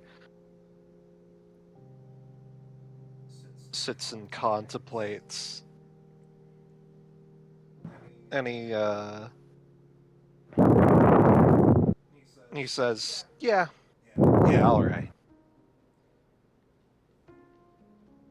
I think, well, the three of you seem to be some good potential future business partners. So, I think that's a fair trade. He pulls out a piece of paper and begins writing on it. These are some of the guys I know in the area who'd be willing to do a favor or two for the right price.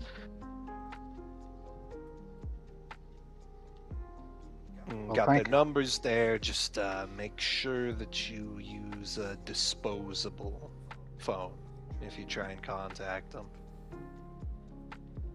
That's good to know. He gives you a nod and says, pleasure doing business with you. Mel nods and leaves. Avery follows.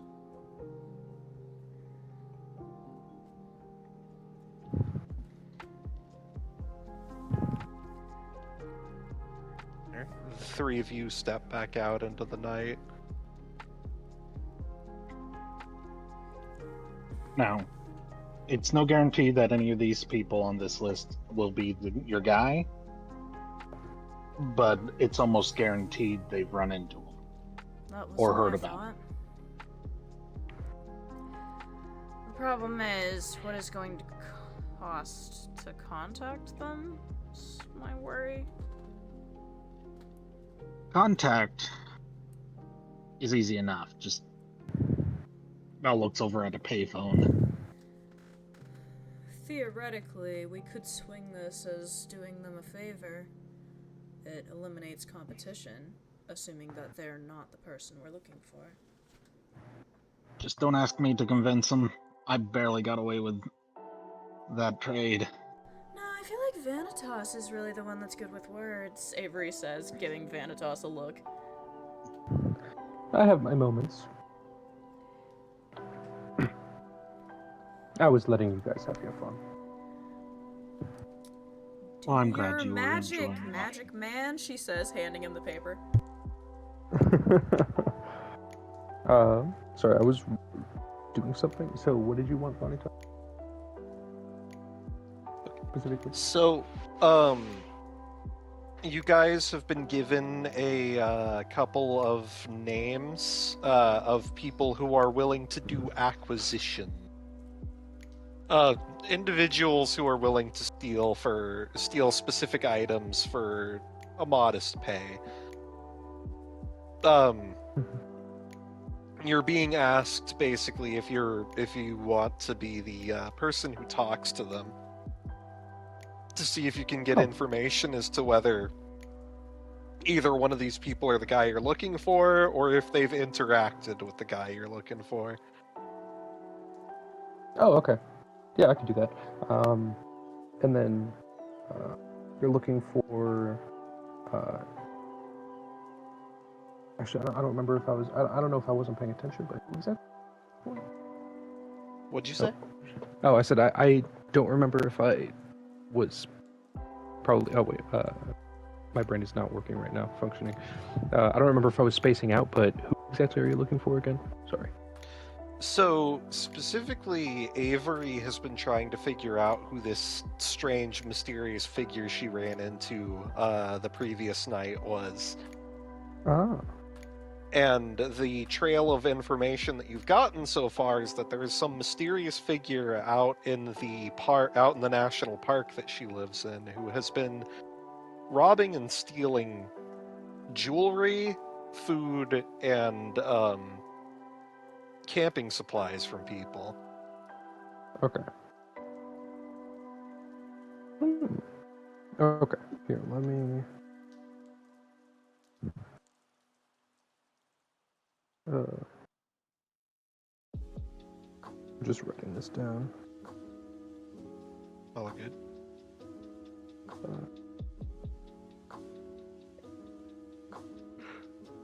So, where exactly is this burglary taking? What is it? So you have the list of phone numbers, and you guys are standing outside of a payphone right now. Mm-hmm. Oh yeah, I wanted to get information on the guy we're looking for. So he's near where Avery lives. Yeah. Okay. He'll ask Avery where she lives then. Avery will tell you that she lives in a cabin out in the middle of nowhere in Mount Baker. All right.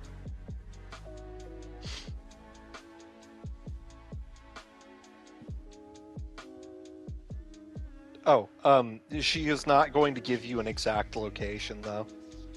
Yeah, that's fine. She's... Okay.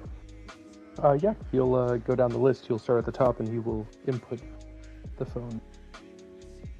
So you call the number, and it rings for a few moments, and then you hear the click, and a voice comes over the phone and says, "Who's calling?" A friend. A friend, huh? A friend who's looking to make some friends. You see, I hear you have a particular set of skills that I could make use of. Yeah, maybe I do. Excellent. Let's get straight to the point. I need information on a particular nobody who is causing us issues. And the bounty for this is quite large if you're willing to take up a big sum. You're asking me to snitch, huh? Something along those lines. I'm gonna need information. What do you know? What I know currently is somewhere around Mount Baker, there is a burglar. He's going around stealing jewelry and breaking into people's properties. And we want to know who that is. A burglar out there? Nah, that you gotta be wrong. No, nobody goes out there. Not after the shit that happened. What exactly happened, if you do not mind me asking?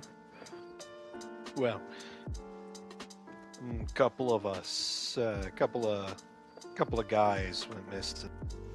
I went out there not that long ago. It was I was trying to get some things for some of my colleagues, and shit, you ain't gonna believe this. Oh? It's gonna sound crazy, especially coming from me, but a lot of freaky shit goes on out in those woods, man. So I've heard.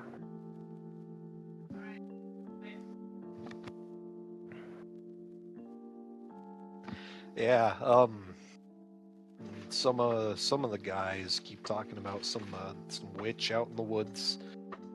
We don't go down south.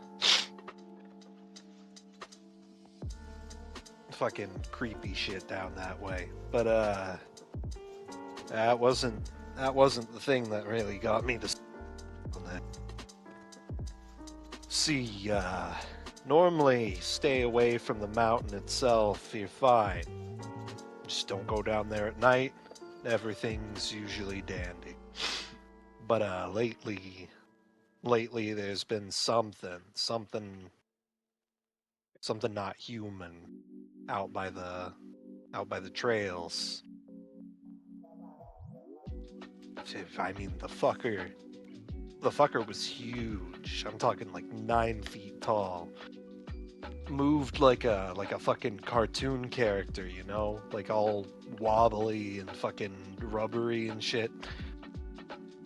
Couldn't get a look at his face either. He had it covered up. Fucking big hat, goggles, fucking all wrapped up in clothes. He jumped me, scared the fuck out of me. I went running. He took all the shit that I was gonna run off with. Apparently, it's happened to a lot of the people who go out there looking for things. So we don't go down there no more.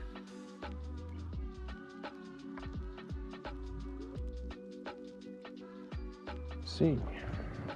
So you're telling me that if there was some sort of burglar out there, it would just be weird enough of a calling card to pique your interest. Wouldn't be too hard to find someone who's going out and sticking their nose where it doesn't belong. I mean, I can tell you right now, there ain't nobody bragging about going into those woods. None of us go there. And then you can't pay me to go back out there looking for that fucking thing. But if there was, would you think that they would be easy to find with someone of your skills, perhaps? Easy to find. If you want to get robbed by him, just go out there yourself. Let me think.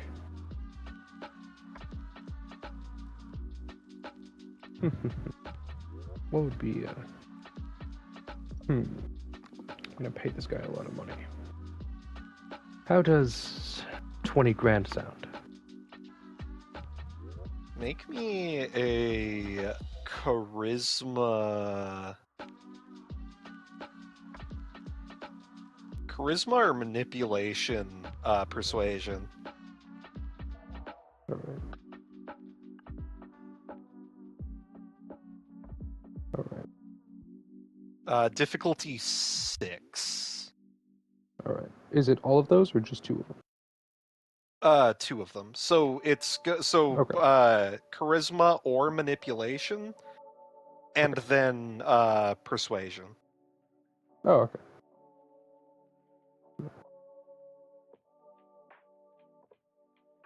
Okay. That is a crit. A single crit. Single crit. Mhm. Fuck me. You know what? Double that, and God. Then I'll go out there. Deal.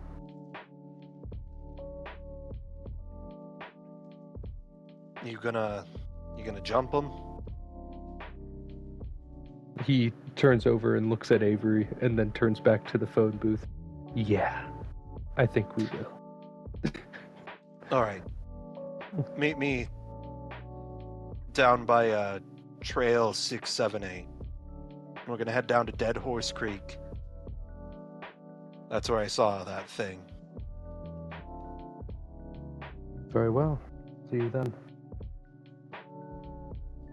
Likewise. Bring the money. All right. What was the address again? Take it down. Trail So, 678, he said- Dead Horse Creek. Yeah. Avery rifles that off. All right. So let me get this All right. straight. We're using him as bait. And we're gonna jump whoever this guy is. Yes. And he's described as 9 feet tall, and she uses air quotes, rubbery. Yes.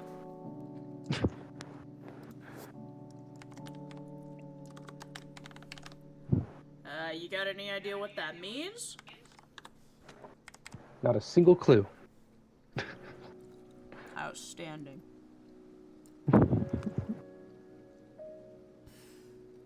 This is some fucking Who Framed Roger Rabbit shit. She says, walking back to the car. I'll paint a tunnel upon a rock. I'm just gonna get an anvil out. That'll help us. Oh my god. Just make sure you don't run off a cliff and then look down. Just keep looking straight. Don't look down. Yep. You look down, you Gravity doesn't affect you until you see it.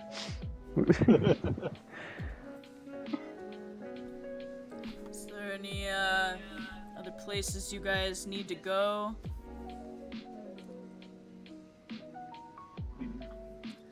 At some point, I was wanting to look in on the biker gang from a safe distance, but this is the better idea. Less dangerous. I don't think it's a I'm good just- idea to be going into that territory right now. I'm gonna be honest with you, Mel. Yeah, no. When I say safe distance, I mean a tower. I'm just here to kill time.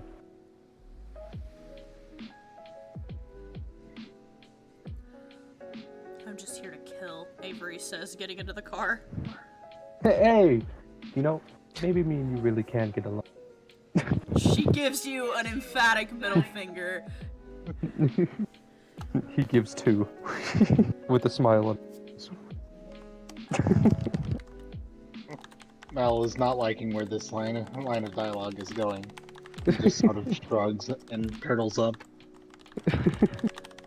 You guys pile into the car, and I'm assuming you're heading up to the trail. Yeah. I'm gonna make a phone call while we're doing that.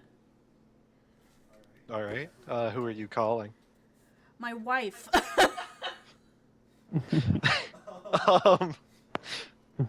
You make the call, and it takes a very long time.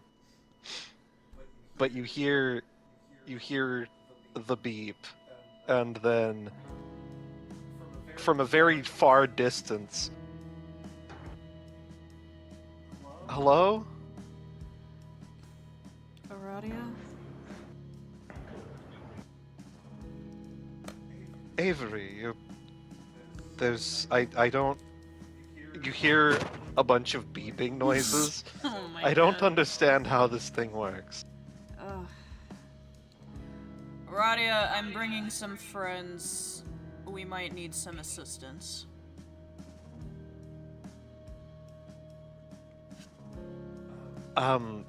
Where are you going? Dead Horse Creek. I'll keep an eye on you. Don't do anything rash. We might be fine. However, I'm hoping this leads to us catching this piece of shit.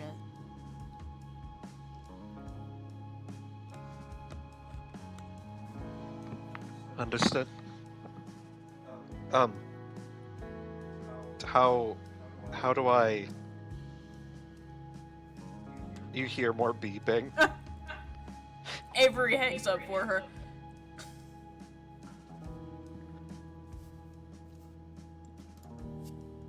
You hang up and continue along the ride, eventually pulling up the trail,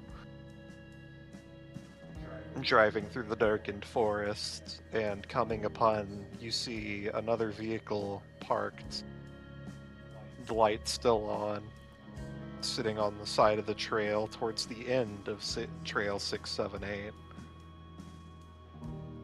And you see a figure leaned against the car. You roll to a stop.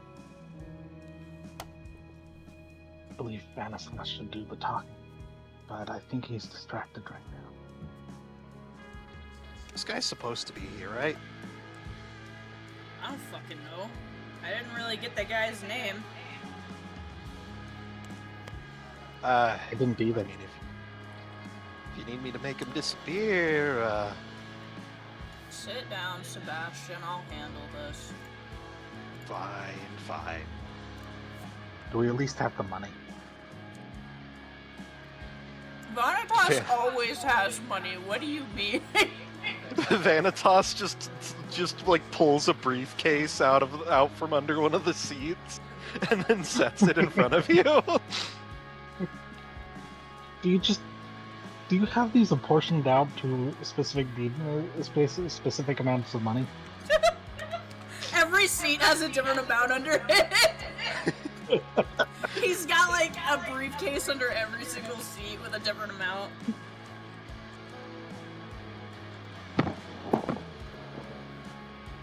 What's up? Vanitas, you pulled $40,000 in cash from a briefcase underneath one of the seats. And Mel was just asking if you keep specific amounts of money just stored in different suitcases. Yes. You never know when you'll need them. Specific amounts of money. I have a 20 grand one in the trunk.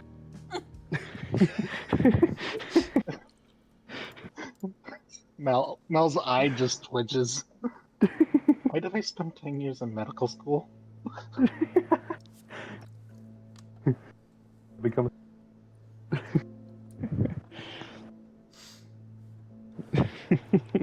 Avery gets out of the car.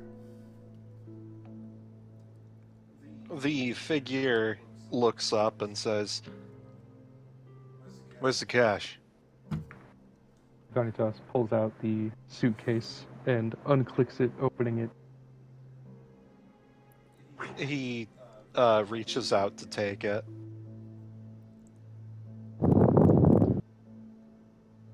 He hands Do it you over. allow him to? Yeah. He Or wait. looks inside. Oh, As he's about to hand it over, he'll look to him and he says, "Half now, the rest after the job is finished." fine. But you're gonna have to let me count that half. He lets him count it. He takes the money and kind of rifles through it. Takes a couple of the bills just to see if they're real, and he says, "All right, I'm gonna go down there. I've got a bag here, bunch of crap in it. And I'm just gonna keep wandering down by the creek. The rest of you, I'm counting on you to make sure this thing doesn't fuck me up, alright? Relax. Sounds like a plan.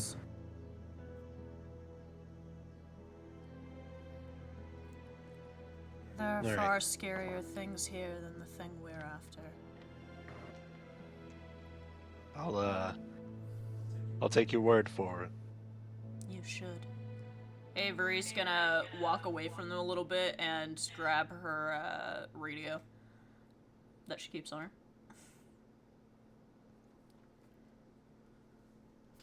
He stuffs the bricks of cash into his cargo pants and shoulders his bag and begins walking down off the trail.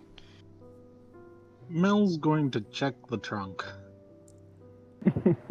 Alright, what are you looking for? Basically, animal grade tranquilizer. Just something to knock someone out. Oh, you want tranks? I got those, Avery says over her shoulder. You pull up a couple of high-grade tranquilizer vials. How big you want? You want like bear? You want elephant? What are we talking? We're looking at a 9-foot tall, lanky dude. I'd say bear. Can do. Avery tosses some of the trank darts to Mel. Mel holds them as if they were holding a syringe. Avery's gonna get on her radio and radio her rangers. Alright.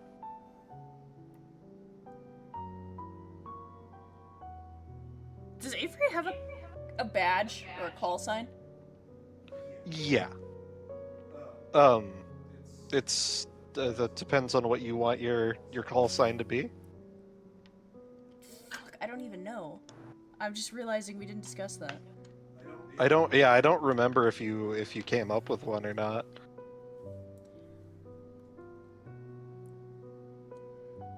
I'm just gonna assume they call her Doc at this rate. She's gonna Yeah. say, "This is Doc to any available unit." Aw. Sorry, guys. The cats are playing.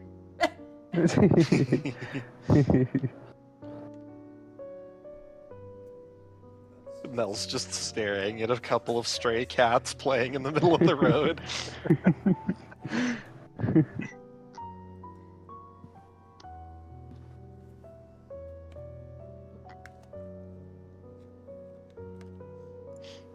Is anybody? Yeah, you do get you get a response. Hey Doc, what's the situation? I'm gonna be doing some patrols on Trail 678. I'm pretty sure we have a bear down here, so avoid the area for now. I'll deal with it. Understood. We'll mark off the trail. Keep an eye out, but we'll keep our distance. Are there any campers anywhere near Dead Horse Creek that I should be concerned about? To my knowledge, trail should be clear. Great.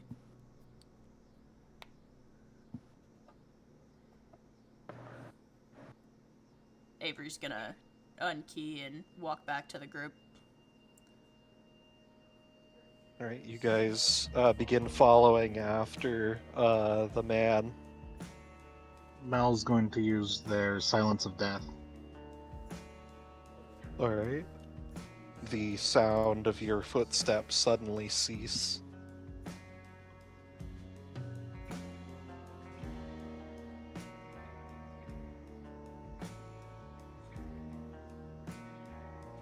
And you continue for a while, eventually reaching what you can hear in the distance is the creek. The man steps out through the tree line and onto the trail that runs alongside it, takes a deep breath, and begins walking.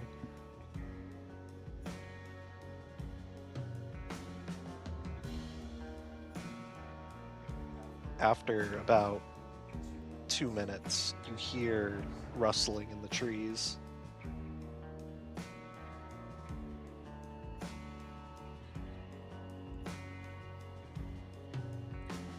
The guy stops, looking around. Would you guys like to make me wits investigation rolls? Or awareness. Wits awareness. Can I use Nova for mine? Yes. So... Wits Animal Kin then? Yeah. That's a bestial critical. Oh god. And then I have K9, so that's an extra dice. Jesus Christ, I don't have enough D10s!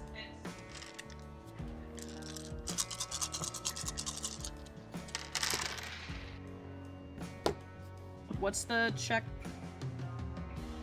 The difficulty will be 7.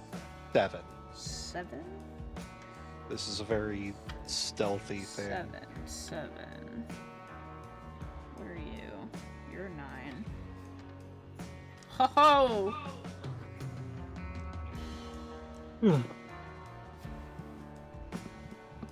Two successes. 5 successes and a crit. God damn. Oof. Okay, so I here's had what 9 happened. dice. Avery, you see it before anyone else.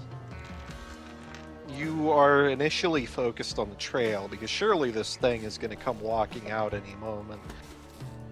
But the rustling sounds like it's coming from the trees.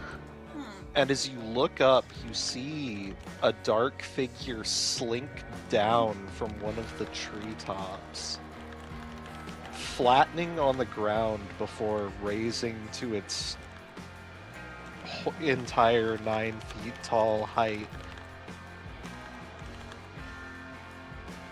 Goggles glinting in the moonlight. Avery. Oh wait.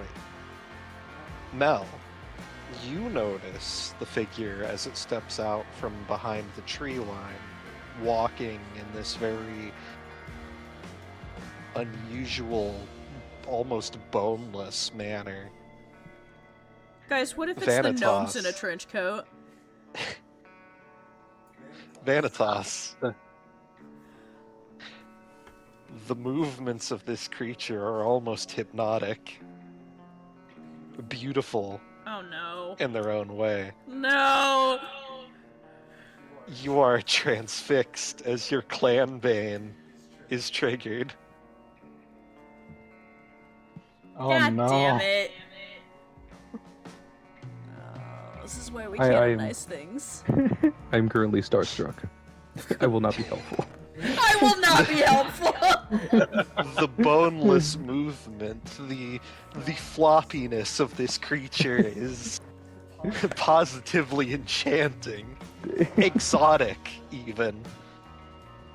You've never seen anything like this before. This is a unique experience. Oh no, not my flaw. Belle's going to try and sneak up next to it.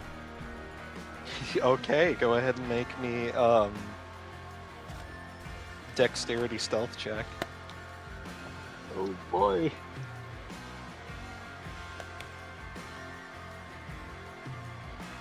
Gotta love my low numbers. And that'll be difficulty 5. Okay.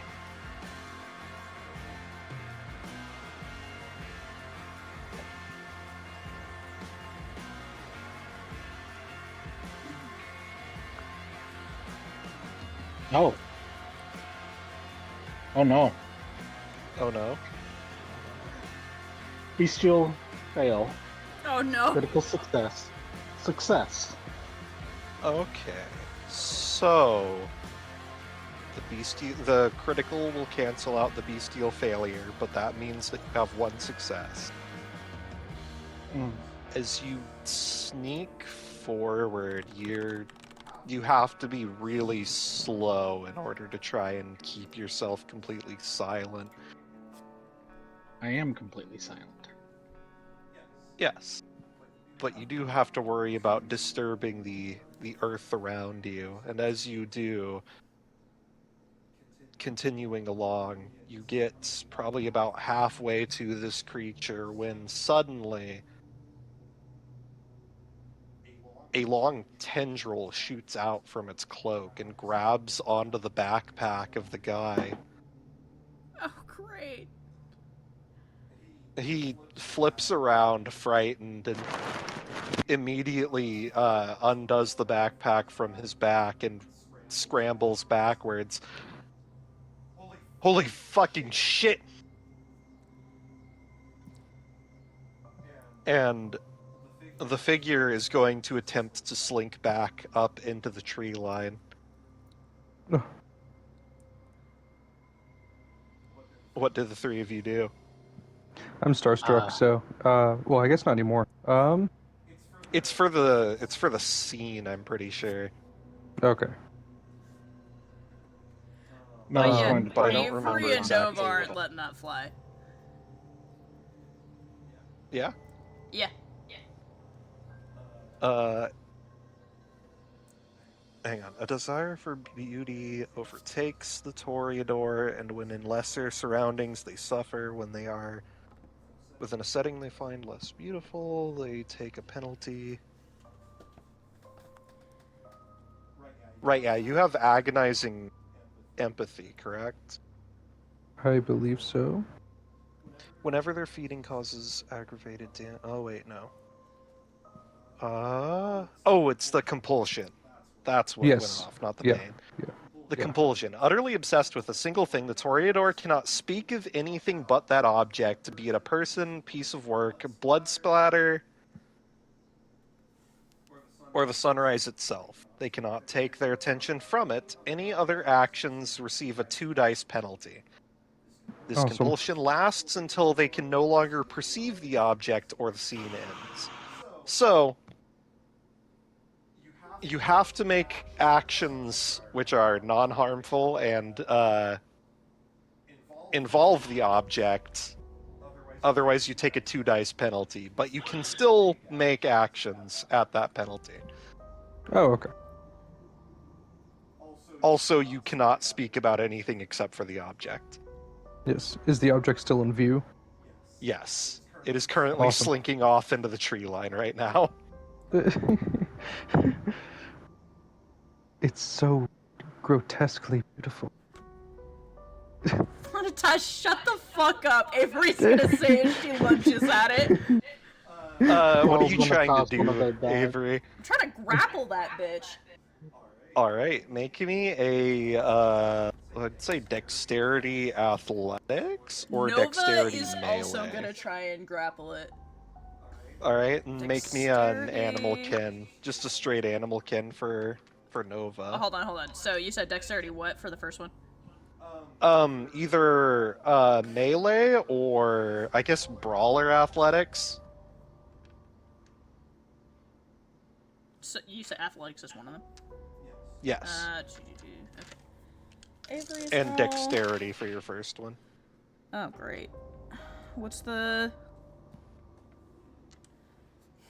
3 Difficulty 8s, is... a 5, and a 1. I was gonna say difficulty is gonna be 7, but that's 3 successes. And a crit fail. And a crit fail. So here's what happens. You grab onto the cloak as this thing scrambles onto the tree, and you pull, and the cloak comes undone. Mm-hmm. And you see, currently wrapping itself around the tree, an octopus. What the fuck is this? A gigantic ocean octopus. Hang on. What? Hang on.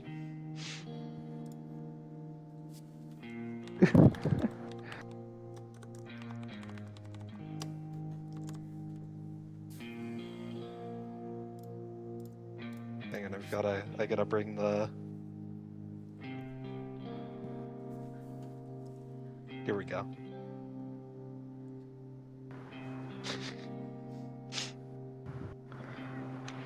What the fuck? You see the colors on its skin begin to shift almost into this. Originally, it was this kind of rubbery black coloration, and then its color and texture shifts almost to mimic that of the tree bark that it is currently wrapped around, and its tiny, beady little yellow eyes glare at you. The backpack still coiled in one of its tentacles. Oh, nah! Okay, what was Nova's roll? Did you say Hang animal on. kin? Yes. 1, 2, 3, 4. Just animal kin? Just animalkin. Okay. Oh no. It's a were octopus. Oh no. Okay. What are you? I can't even read this stuff. Okay, here we go.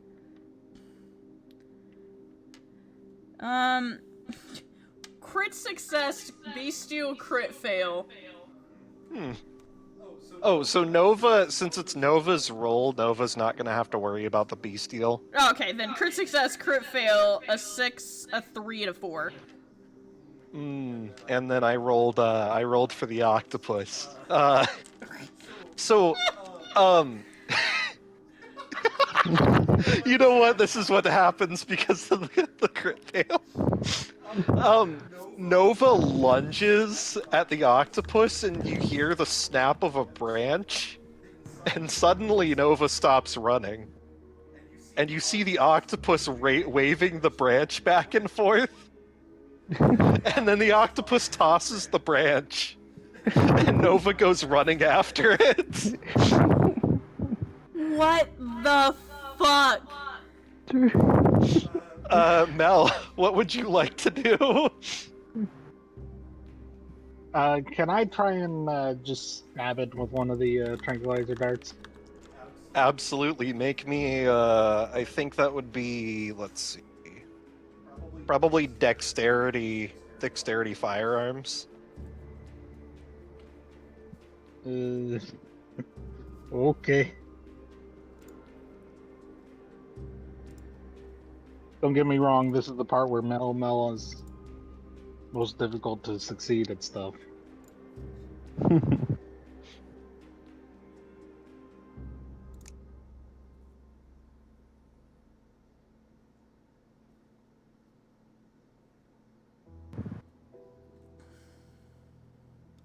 Well, that's one success.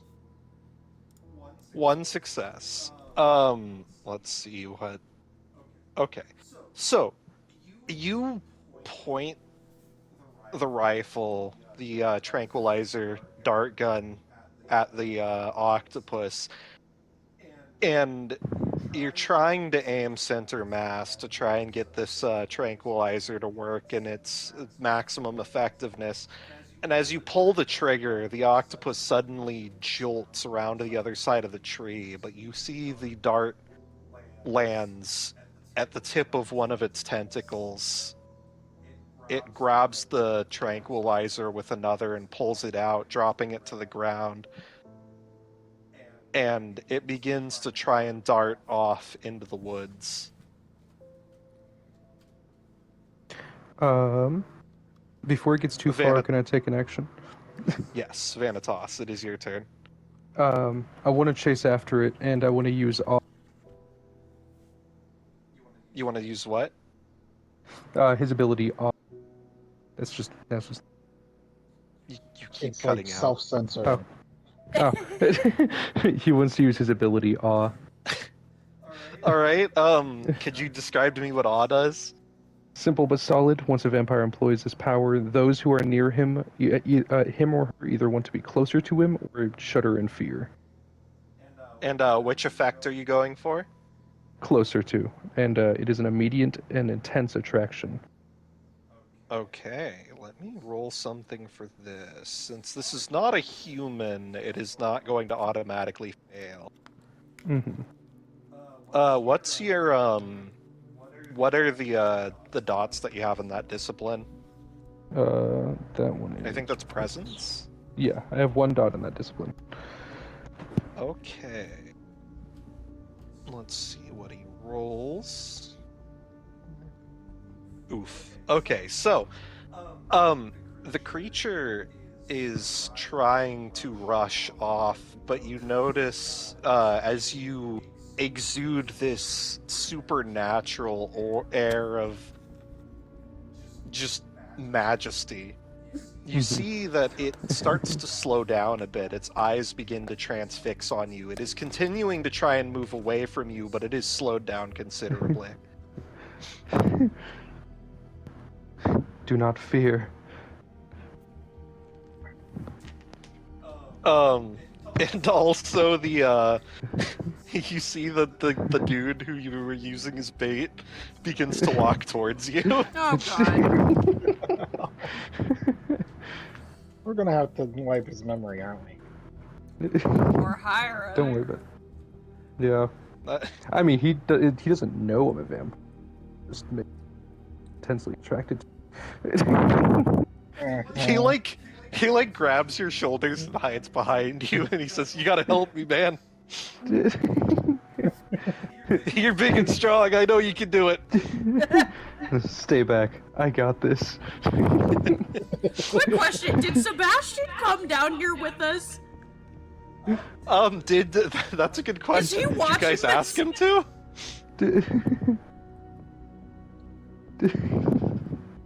I know Velitos didn't ask him.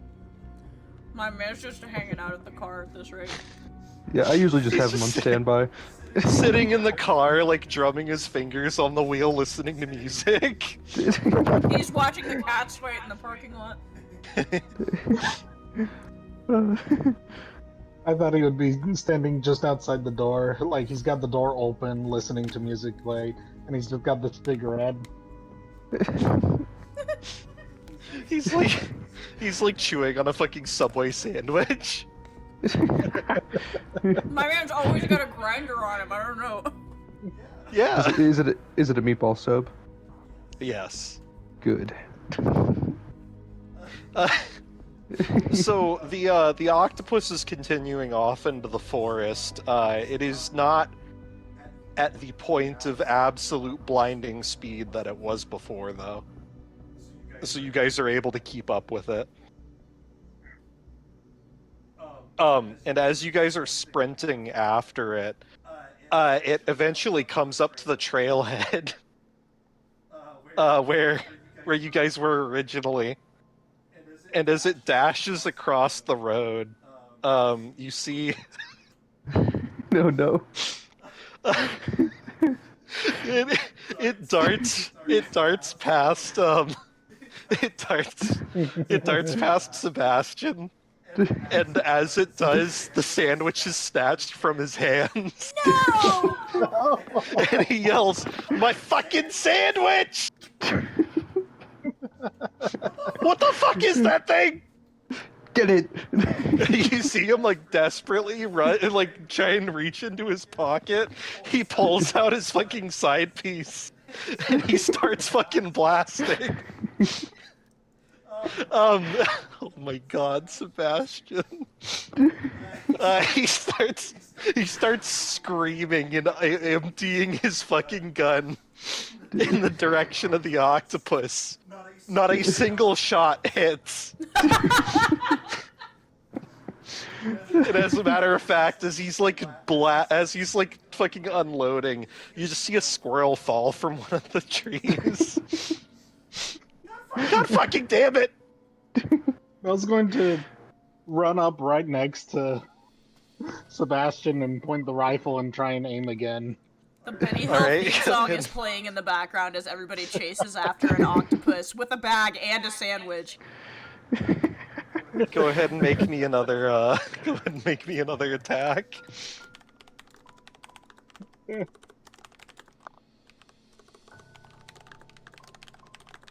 Just another one success. Alright, you fire again. Let's see how the octopus rolls. Much worse this time. So you fire and you manage to hit it much closer to the trunk this time. It scrambles and tries to pull the dart out, starting to become slightly more sluggish as it drops the dart and continues warbling, desperately trying to drag itself along the trail. It is still moving. And Sebastian says, "We gotta stop that fucking squid!"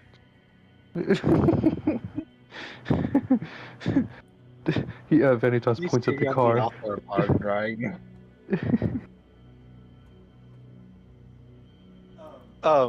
Wait, what did you say? Mel Oh, said, at least you got the author pod line right. Vanitas Being points at the family car. different. uh, Boss, I don't think we can take that thing off roading. he looks defeated. We just gotta So, get it. question.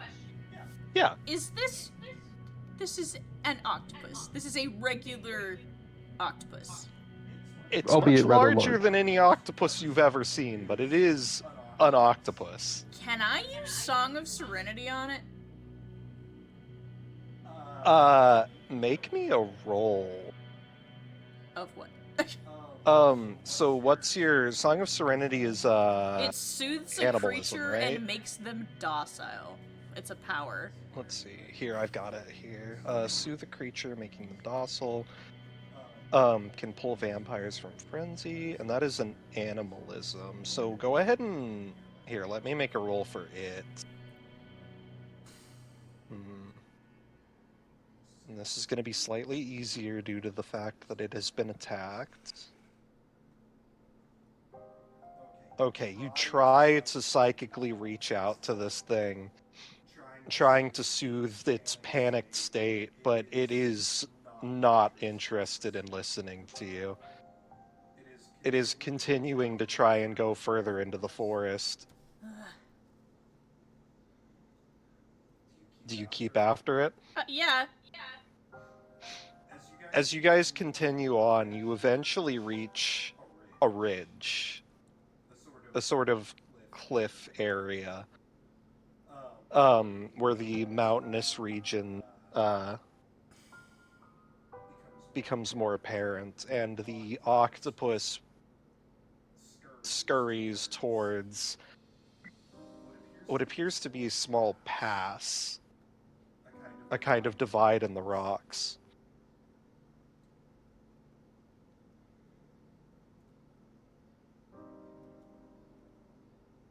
I mean, Nova and Avery are gonna try and lunge at it again. You're going to... Alright. Are you trying to attack it, or are you trying to grapple I'm it? trying to catch it. Alright. Make me,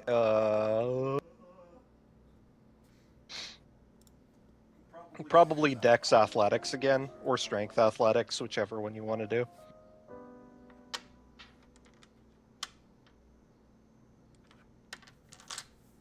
Oh my god. Am I rolling for Nova again? Yeah. What's the check? It's gonna be straight rolls, because I'm straight rolling for it.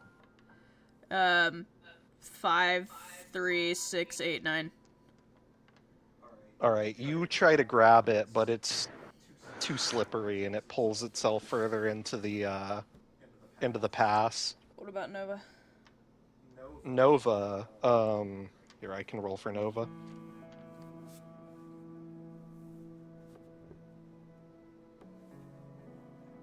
Nova also is struggling to try and get a hold of it. Jesus Christ, man!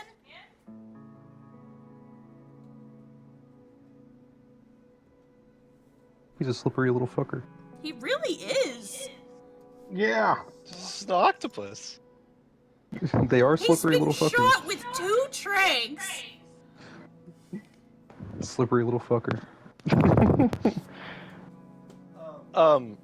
Do you guys follow it into the pass?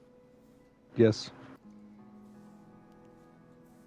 As you slip between the rocks and you follow in, you see that it starts to kind of open up, and you notice there is jewelry hanging from a bunch of the vegetation, almost in a decorative fashion. You see scraps of cloth along the ground, old emptied out backpacks piled up into corners, and you finally see the octopus currently stretched out in almost like a wall in front of you, its eyes glaring at you, its breathing shallow, exhausted. So it's standing still. Yes. It's looking at us. Yes. I'm gonna use Feral Whispers. Okay. And what does that do again? I can communicate with the beast telepathically so long as I make eye contact with it. Okay. It's a charisma plus animalism check plus 1 rouse check per type of animal chosen for the scene. Yeah. So. Oh, that's for summoning. Oh, that's for summoning.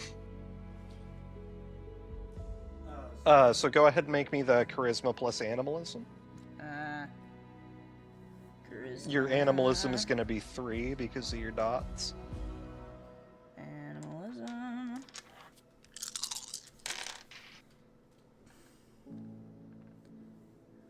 I wish I could see. 666. That's great to see right off the bat. I'll also say the difficulty is 6. A devil is summoned. 6, 6, 6, 7, and then a 1 and a 2. So 4 passes and a crit fail. Okay. 4 passes is enough. What do you say to this thing?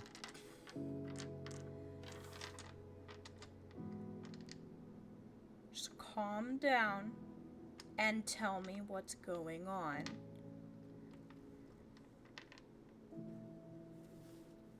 You hurt. Danger. You stole. Bad.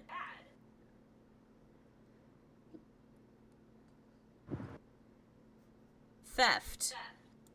Gesturing to the stuff. It glares at you like it doesn't understand these words. And then it says, take. All things take.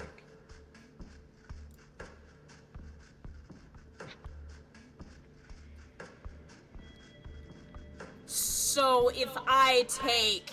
She touches one of the pieces of jewelry. That's fine? No. Mine.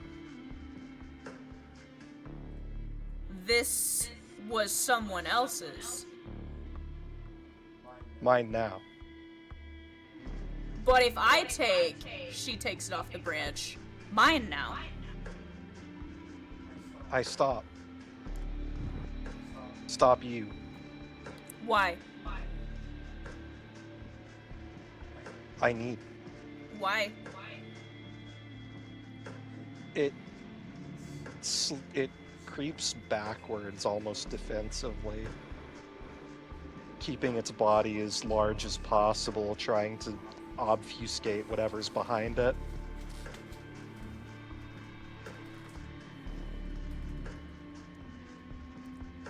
You're hurt.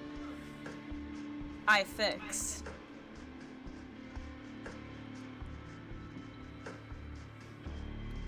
No fix. You hurt. Hurt me. I am a doctor.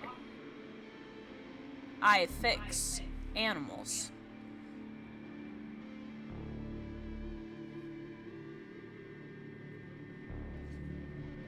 Make me probably charisma animal ken. Okay. Charisma.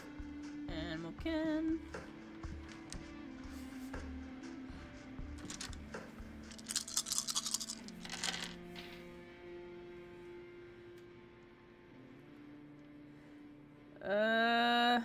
7, 7, 9,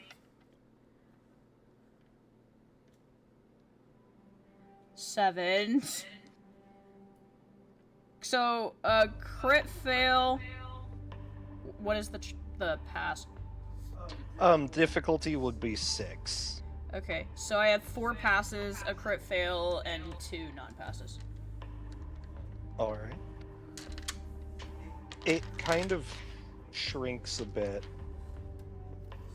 still pulling itself backwards. Tired.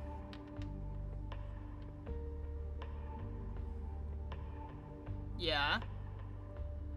She points at the dart. Trank. Makes tired.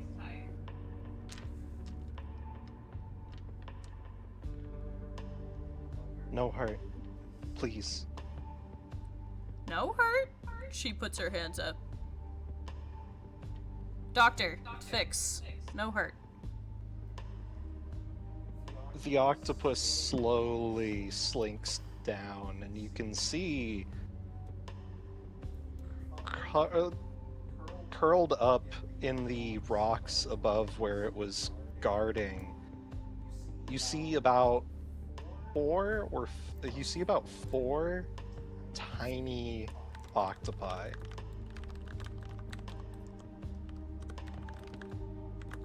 All clutched together.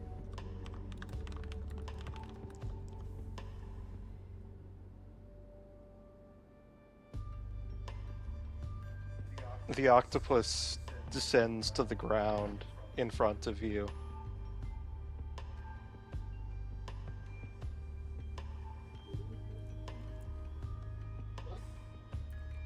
No hurt babies.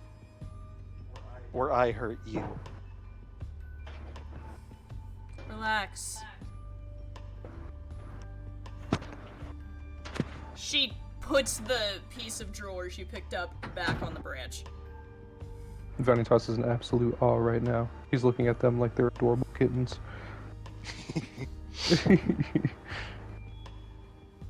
Vanitas. Oh no. Yes. Not again! This is absolute cinema. Oh, I need to draw that now.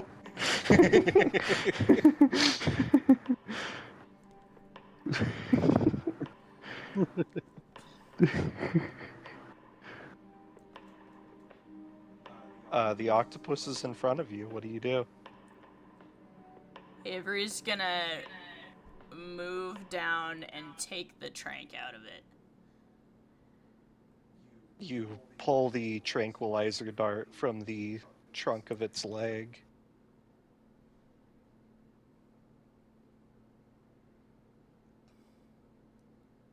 Avery's gonna look at Mel and go, "Why is this thing here?"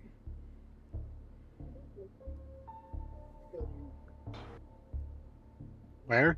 Is it in the octopus, like the actual octopus? Not the kids, the... Why already have the them tranquilizer.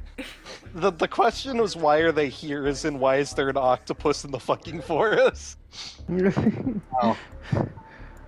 Can Mel actually think on this? Yeah, go ahead and make me an intelligence occult. I'd say intelligence occult or intelligence streetwise. What about intelligence, academics, biology? I'd say that's also an option. Each of those is going to get you a different dancer. Okay.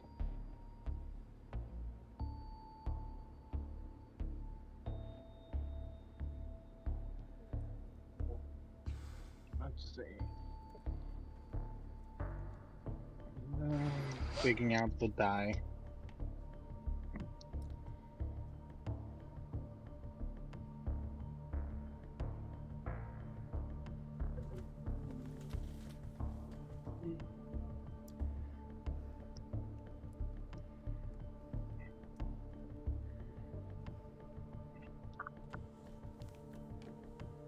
A critical success, non-bestial, and then 2 successes. On Critical success and 2 successes. on the not bad. academic. on the academics biology. Yep. So, here's what you get. By all natural law, this shouldn't even be possible. Octopi are aquatic creatures. They can survive for a time outside of the water, but not like this. You do recall there was something of a hoax a while ago. Some crackpot claiming that there was an endangered species of northwestern land octopus. Fuck.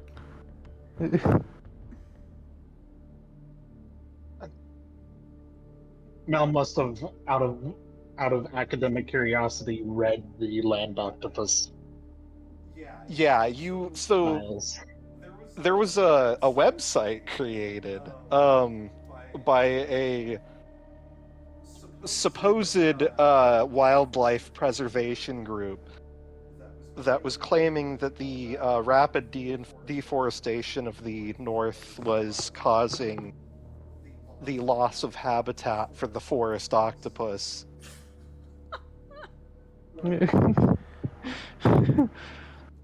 And that fewer and fewer were surviving every year.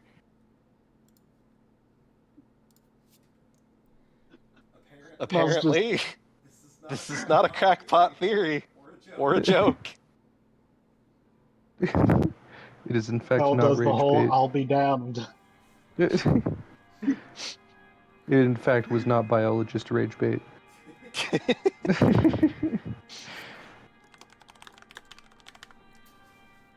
The kind of things that would get people on forums arguing for days.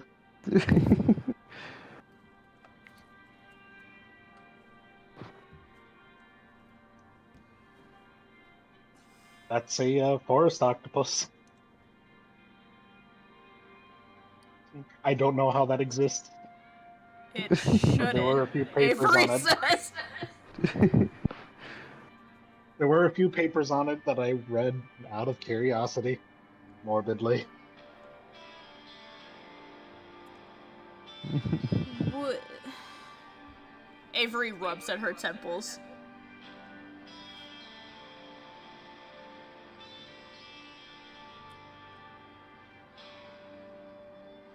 What am I supposed to do with this thing? Avery says, looking at them. We can adopt them. And You put want to them keep where? a They live land in a octopus forest. in your club? They would Why hate not? it there. And they would steal all your patrons' jewelry. Oh, I see.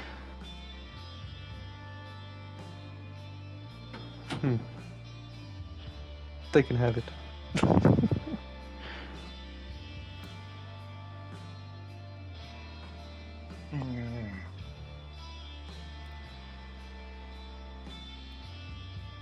Is it still awake?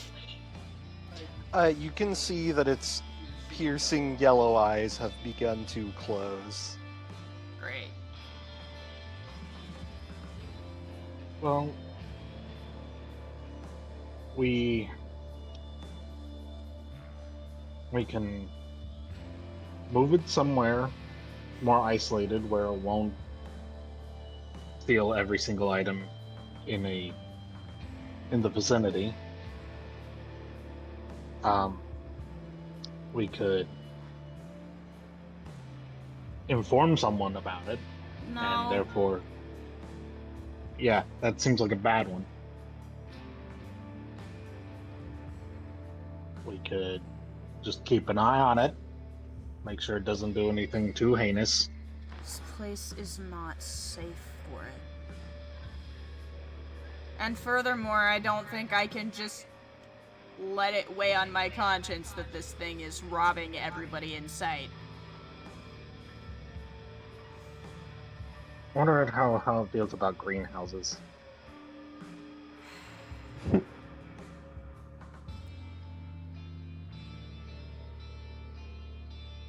Got a few fines running in there.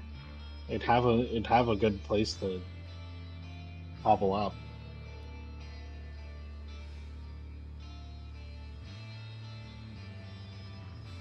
Is my wife around? Uh, that's a great question. As you guys turn around, you see, for the two of you who are not particularly familiar with Aradia, you see a towering figure that is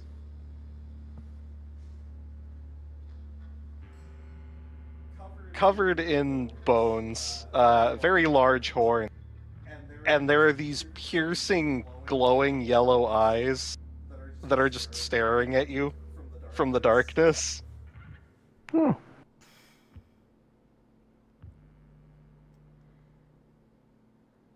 I was worried all of you were going to get killed.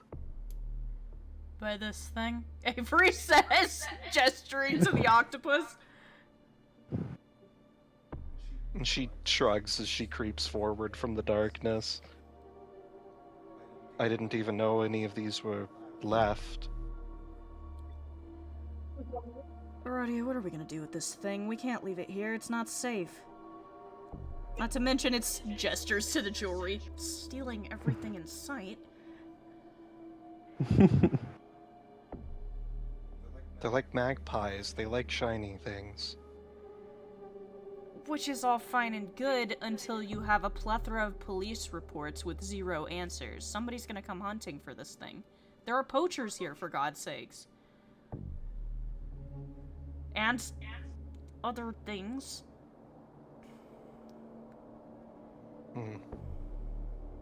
There's a few things. There's a few options. One is to relocate it. Obviously, that's going to be dependent on how willing it is to actually stay wherever you take it. It's not exactly conscious right now. Avery nudges it with her foot. It slaps at you with the tentacle that is still holding the sandwich.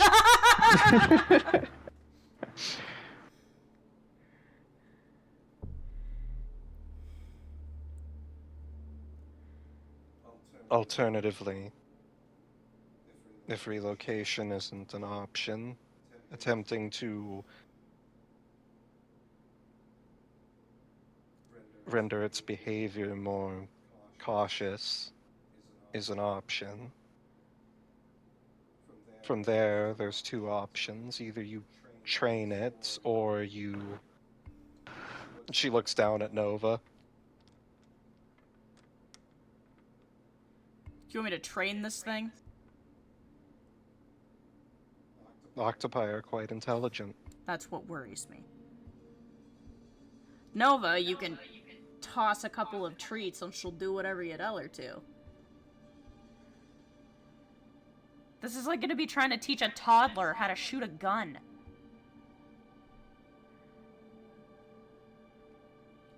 Like I said, the other option is you provide it with your blood. I'm not getting rid of Nova. She glares at Aradia. She shakes her head. I could do it myself, however, I have compunctions about doing that to more intelligent life.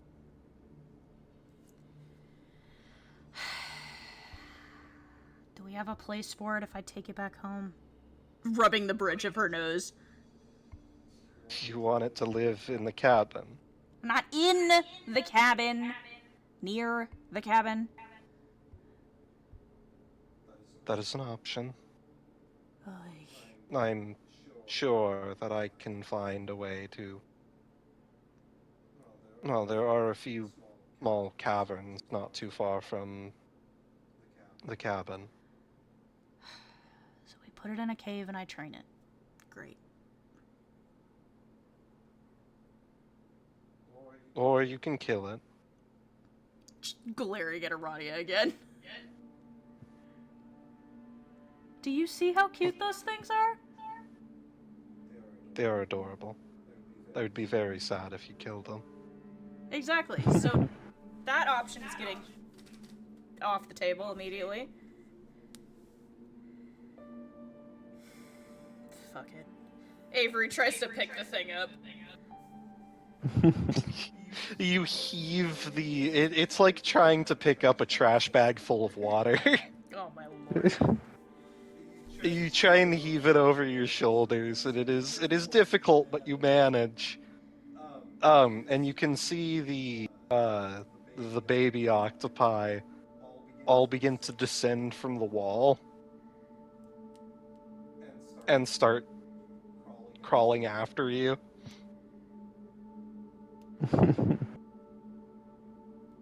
Avery's gonna glance at the other two and say, go through the list, find out what jewelry has been reported.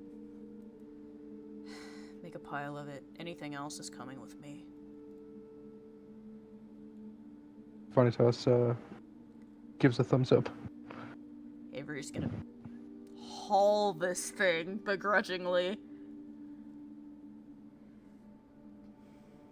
As you are hauling it towards the cave exit, you hear heaving and wheezing as you see Sebastian finally catching up. I think fuck they took my sandwich. Don't worry, Sebastian, I'll buy you a new one. It's about the principle of the matter. Sebastian, Holy I'm shit. carrying it. If you shoot this thing, I am going to kill you. We've adopted it. ain't- Are those tiny ones? Yep. Yes. Holy shit. God.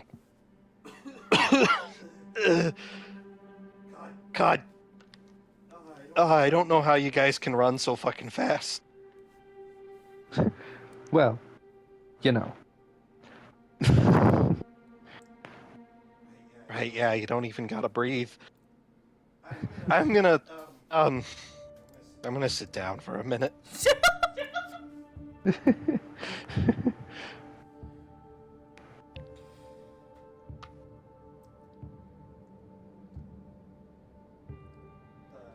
Do you guys do anything before you leave the pass?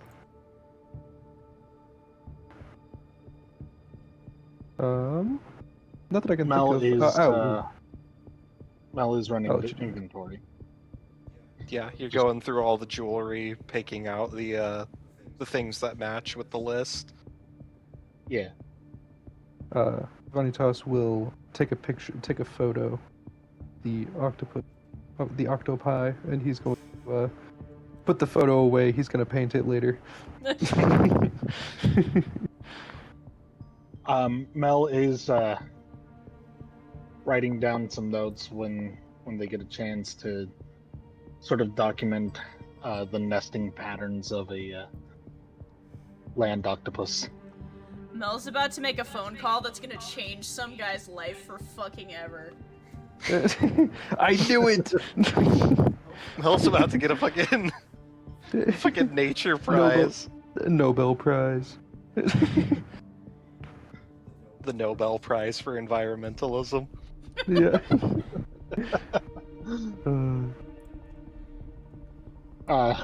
Mel's going to send that paper under the name Elena Harper to a crack newspaper that nobody reads. You were right. You send the photo to the fucking person who posted the original environmental page, and it just says no one will ever believe you.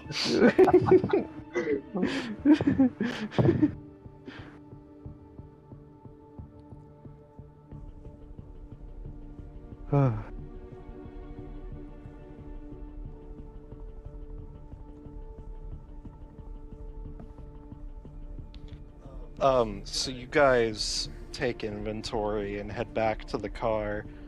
I'm assuming you slap the octopus into the trunk. I mean, the car can't make it to our place, so I'm gonna have to haul it. Yeah, I mean, oh yeah, you guys are on.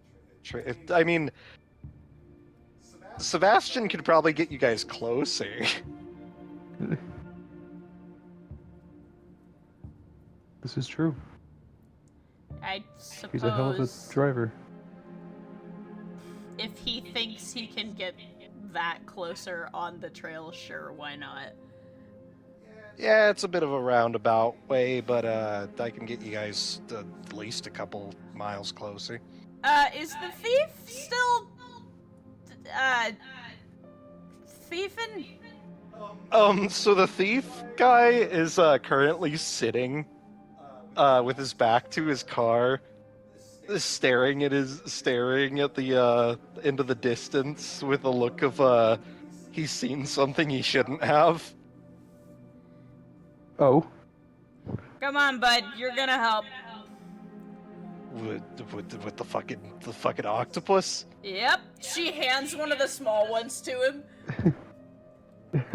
What do you want me to do with this? Carry it. Why? I'll give you an extra $5,000. Fucking hell. All right. Easiest Oh, $5 not grand going you've ever made. So I don't have to ride this guy's memory. That's good. Nah, cause he's gonna cooperate, right, bud? Wait, what did you say? Don't worry about it. Yeah, don't worry Right. about it. Yeah. Okay. All right. So what are you guys? Some sort of like fucking? You're not with the FBI, are you? I'm a doctor, she says, hauling the octopus. Right. I am too. I'm just doing them a favor. He's the wallet. I'm the So wallet. you're like environmentalists or some shit? Sure, let's call it that. Yeah. Something like that. Great.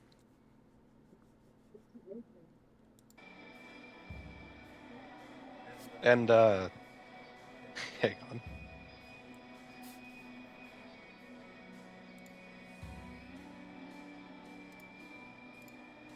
He looks off into the forest and he says, and they're with you, right? And all of you look and you just see a fucking glowing pair of yellow eyes slowly disappear into the tree line. Yeah. I told you there was scarier things out here than this. Right. Great. Wonderful. All right. Like I said, you can stay with us and cooperate, or you can stay here with her. Yeah. All right. I'll stay with you guys. Yeah, all I'm going to say is I recommend sticking with your former policy of not coming here at night. Or just Yeah. never again. Oh, and don't Yeah. ask Yeah, questions. I know the deal.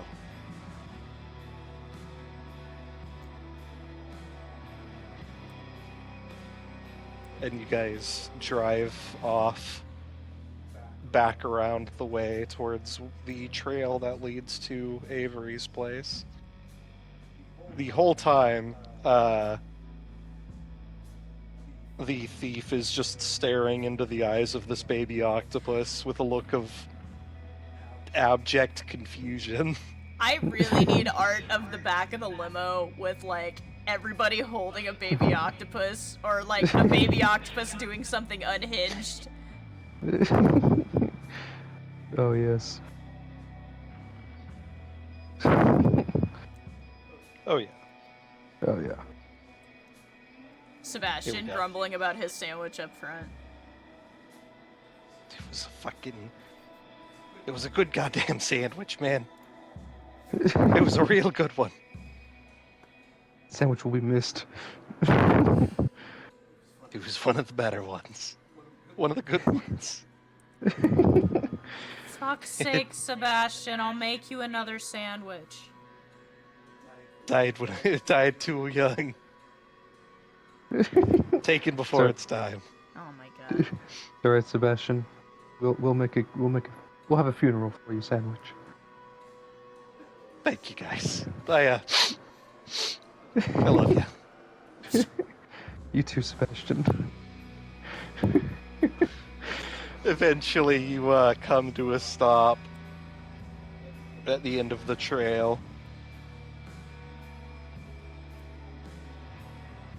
I gotta haul this thing again. Avery says, picking it up.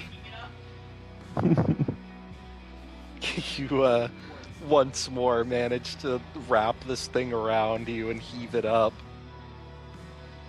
The tiny babies all cluster around onto it. Great. Avery says and starts dragging it down the trail.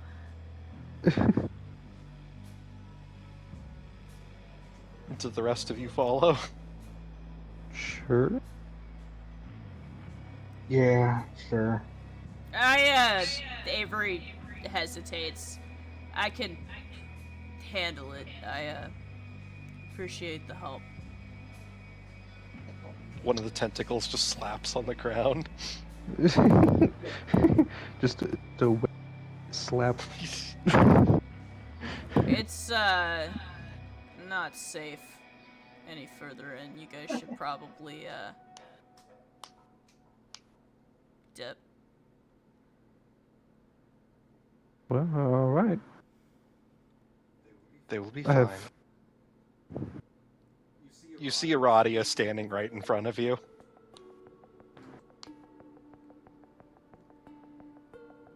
Mel nods, puts the little baby back down, and turns around and just like, I'll be in the car.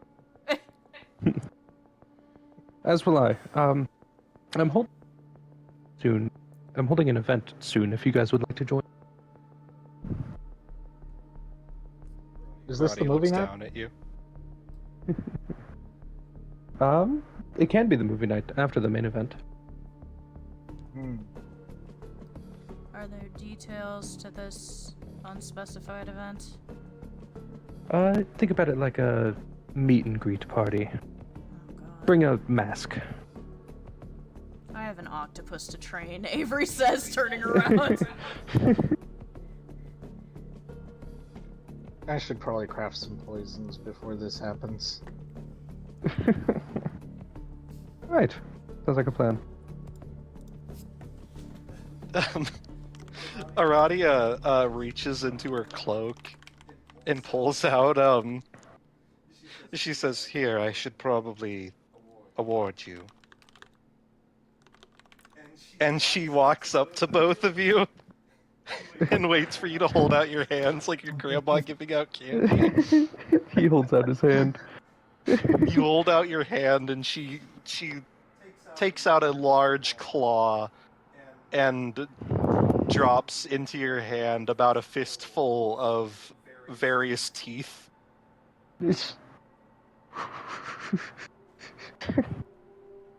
He looks down at first in confusion, and then he looks up and smiles, putting it in his pocket. And then she walks over to you, Mel. Mel holds up their hand. You also receive a large fistful of teeth. Thank you. There's this sort of grimace. She smiles at you and then creeps into the woods. Avery, is fighting with a tentacle and finally wraps it around her like a scarf. I'll make you a sandwich later, Sebastian. Fighting with another tentacle. You know, I'll hold you to it. no, I think I like her. After, what was her name, Aradia? After she leaves. He's like, I think I like her. I at least don't get any vibes of about to be stabbed to death. So Yeah, that's true. that Mel on the ride back pulls out a little drill and starts drilling holes into the teeth and makes a little bracelet. Oh, You do now that have with a mine. bracelet made of teeth. Ooh, give me one. Yes. Yes. Mal makes him one as well. You now Yes. both have a bracelet made of teeth. Oh my god, this is so the forest coded. It is. Oh, I would add that Avery probably took the sorted jewelry from them. All right, yeah. So, So that so she can Avery give would it have back the to the Rangers. yeah. And she's pocketing the unaccounted for the unlisted jewelry. So you would get a good chunk of the unreported jewelry is like plastic or cheap garbage jewelry. But you would get probably about like a solid like box full of just miscellaneous like gold and silver jewelry. Good, good.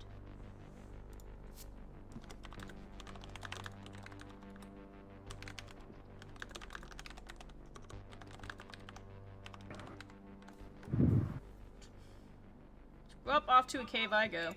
Whatever you guys are gonna do.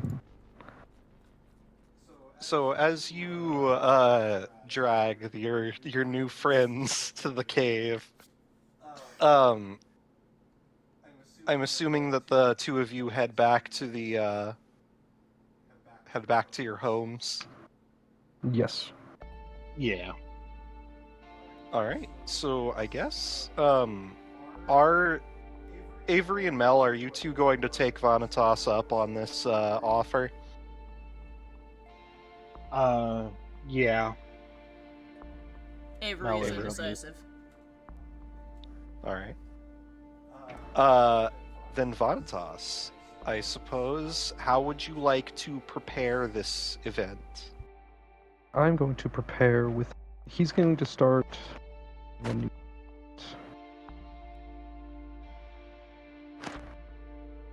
And afterwards, after he's actually first he's going to start decorating his meeting chamber.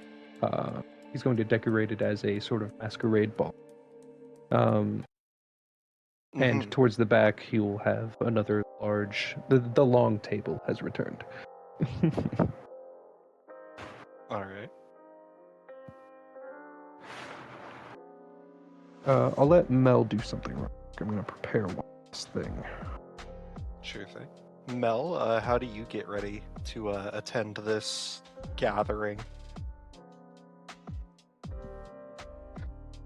Because Mel still doesn't understand what this gathering is. They're just throwing together a simple poison. It's nothing serious, just pain number. All right. Something you would experience if you were like bitten by a snake. You know. Hmm. So it's just a like a pain venom. Yeah. All right. I'd say that's simple enough since you're not trying to make anything lethal or like particularly strong. I'd say that's simple enough to just craft with your level of skill.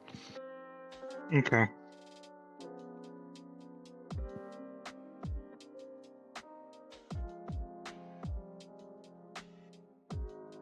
He's then not then she. They are then going to put that into one of their blood bags and be ready to drink it if things get too boring. All right. You now have a poisoned blood bag.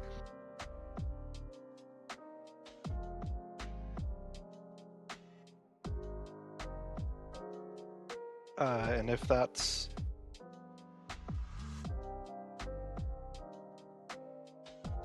And they're gonna just sort of mind their own business in the lobby area until summoned. all right. So Mel has attended. Avery, do you dress up or anything for this?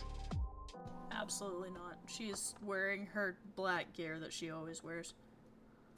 All right. And Aradia will be attending with you per your request, My demand. your demand. And she is also not wearing anything special. She is still in the ragged cloak that she usually wears. So the three of you come to the entrance, and Vanitas, how do you want to... I'll let you set the stage. If you are available. I am available. I didn't realize I was muted. What is it? I'm trying to think. You saw the message I sent earlier. Yes.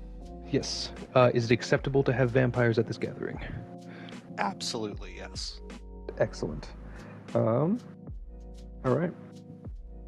Let's see. All right. So he will be sitting at. He will actually probably be a little more. How would I put it? He changes the layout of this room often. He would probably be in like, you know how in a lot of movies where there's like a masquerade gathering, there's the host is usually at the top of like a balcony of some sort. Yeah.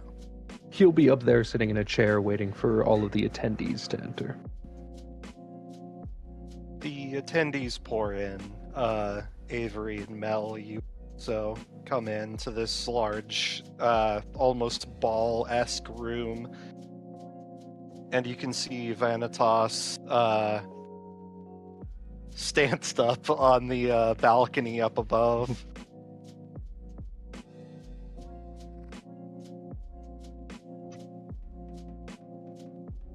I feel like I should have at least gotten a bandana or something. All these people wearing masks. You would notice that Vanitas would have prepared masks for you guys sitting at your designated seat, knowing that you guys probably didn't bring masks.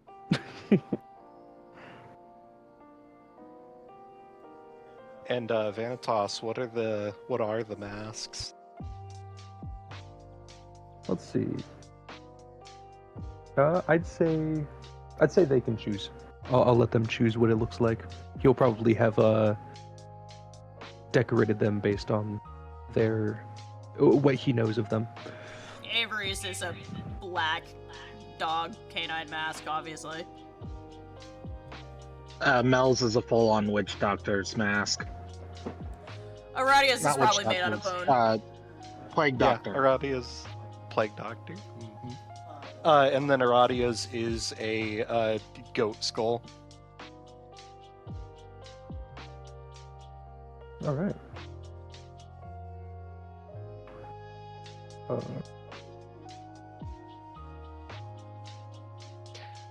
And Right. Vanitas, I will also ask, is there a specific clan that you were particularly trying to appeal to with this party? He would appeal to. That's a great question. If you want, I can list off the typical members of the Camarilla. Yes. So, of the typical members, you have the Ventru, which are obviously the very classic vampire, the kind of like classy high society type. Yes. There's the Toreador, which of course are your bloodline. The Bruja, which are much more rough and tumble. They kind of have a tendency to lean toward Anarch, but there are definitely some in the Camarilla. Mm-hmm. The Tremere, the Gangrel, which are the Beast Folk, the Malkavians, and the Nosferatu.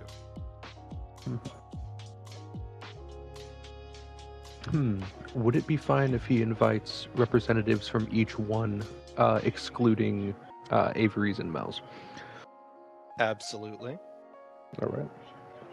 So yeah, he'll have invited representatives of each one. So you see all of you see a mixed bag of vampires from various different bloodlines. Notably, none of them seem to be particularly high standing. And as a matter of fact, you can see a lot of them seem to get a little nervous when they see Aradia.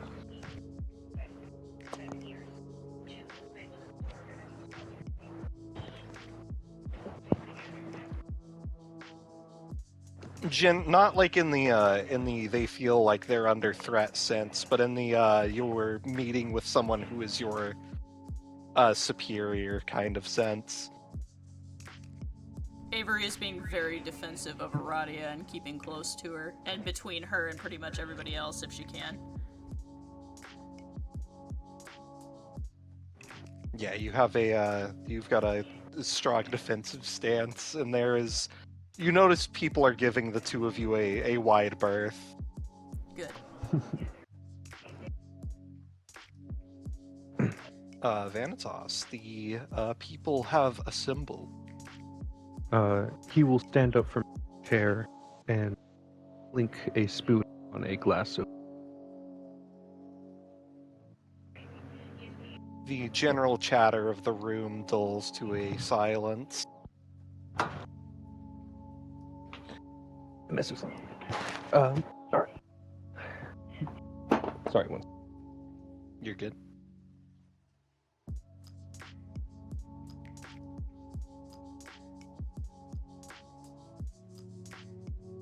Okay. I am back. So he clinked the glass and look upon everybody, which I will send the art of his new outfit. Here he is. It's a thick, padded, like quilt cloak that he wears over himself.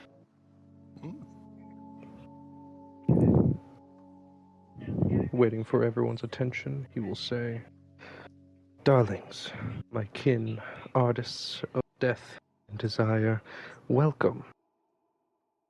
Tonight, beneath the skin of this city, beneath her concrete veins, neon glow, we drink deeply from something far richer than blood. We drink from opportunity." He raises his glass. You may already know me, or at the very least, you have an idea. You've seen the gallery opening, the headlines, the generous little foundations. Perhaps you've even admired the brushwork of a piece that was painted, let's say, under the thrall inspiration. But this, he gestures around, this is not about mortals, not tonight. This is about us. The kine have their smoke and mirrors, but we have eternity.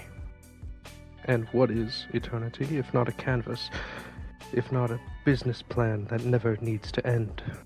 Our kind have no need for planned obsolescence.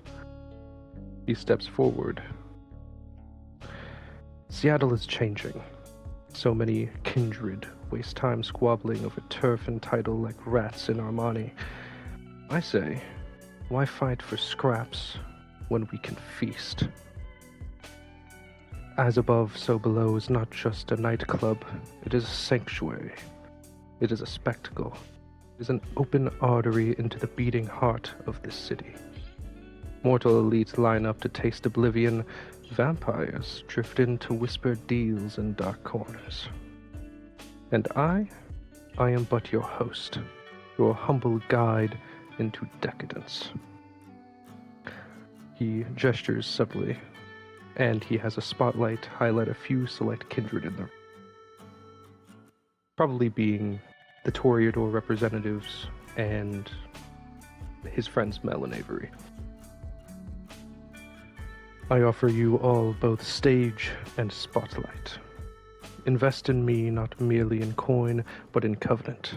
Let us build a circle of influence, a sanctuary where power flows like wine, where secrets are traded like art, and where enemies of our vision vanish, as if they never existed at all. He smiles. Tonight, the masks that bind us are off. We are what we are, immortal, terrible, beautiful. So come sip, speak, scheme. The future is ours to sculpt. And wouldn't you like to have your hands on the chisel? He raises his glass one final time. To blood, to art, to the empire beneath the city. As above, so below. All right. Let's see. I'm gonna make a couple of rolls real quick. All right.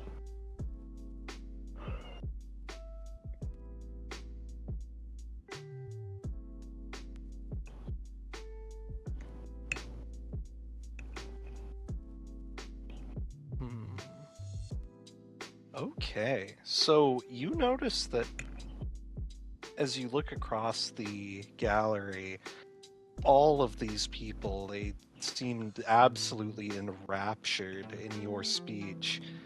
And as you end and toast, you see everyone toast as well. A raucous applause emanates from the people below. And you see the festivities begin.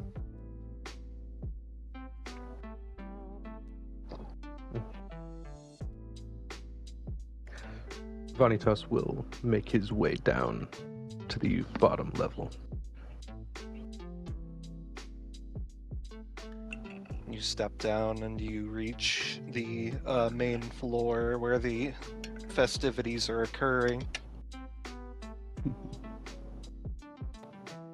Are you headed anywhere in particular? He'll meet up with Avery and Mel. Avery, Mel, you see Vanitas approach the two of you.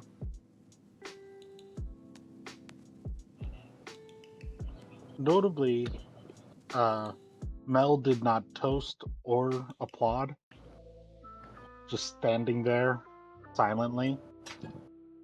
And as you're approaching, they look you dead in the eye, go, never do that again. Never do what? I do this at least every weekend.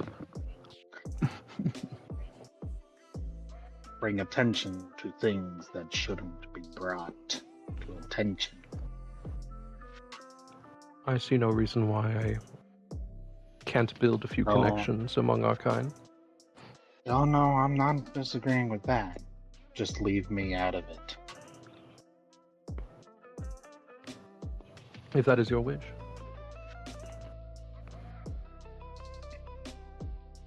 I've got enough targets. I don't need someone shining a spotlight.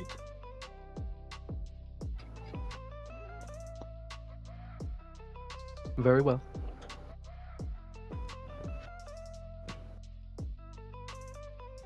Should you need to lie low for a few days, I have a cabin in the trees that would do you nicely, Avery says, with half interest, her eyes scanning the crowd. I do appreciate your gesture,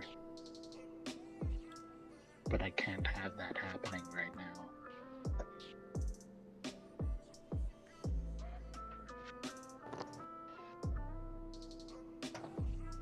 A cabin in the woods. No, both. Mel takes a sip of the poisoned blood bag.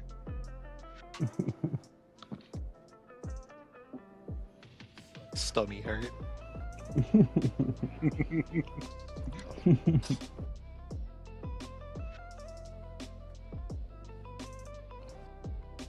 Well, I'll keep my promise, but you do enjoy the festivities tonight.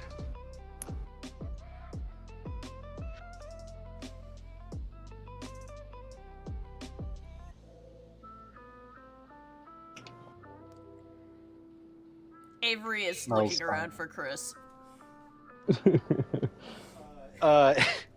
Avery, you will probably see Chris huddled up in the corner, looking very uncomfortable. Avery, making sure Roddy is okay, walks over to him and holds out a photograph. What is... He takes it. She handed him a photograph of the giant land octopus and the 4 babies in their new cave. No fucking way. So it was... Octopus in a trench coat? Yeah.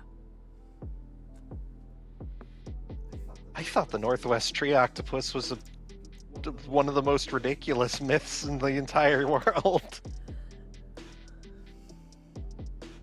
Mel comes over, drops a full article written in the prose, the colory prose of Elena Harper. Boy, I've you got churned this that out is- fast. This is rich, dude. This is awesome. I should probably get going. I'm gonna have to lose a few tails. Oh, Sorry to cut that short. Is there anybody I need to deal with? Mel glances around.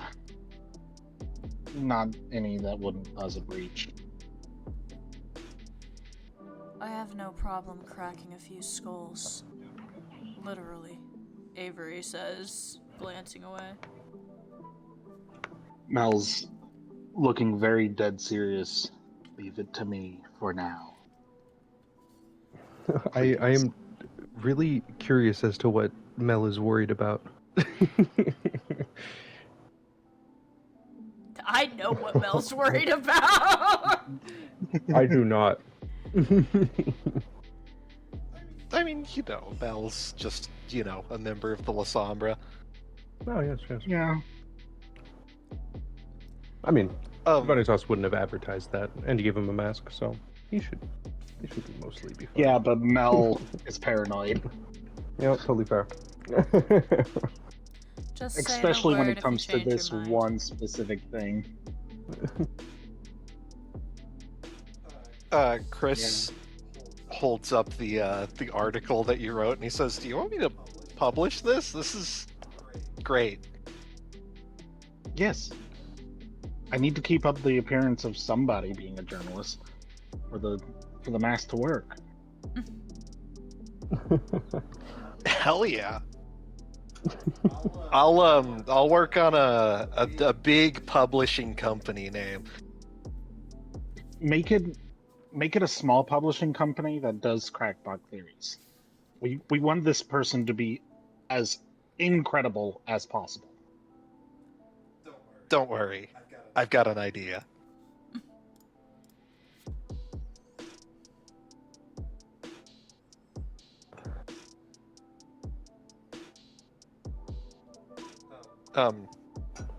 Is there anything else the rest of you would like to do tonight?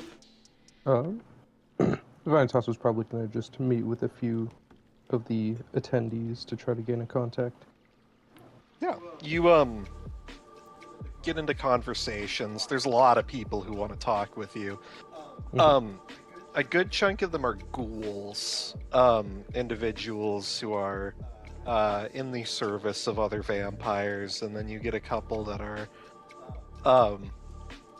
relatively new bloods who are interested in trying to represent their masters.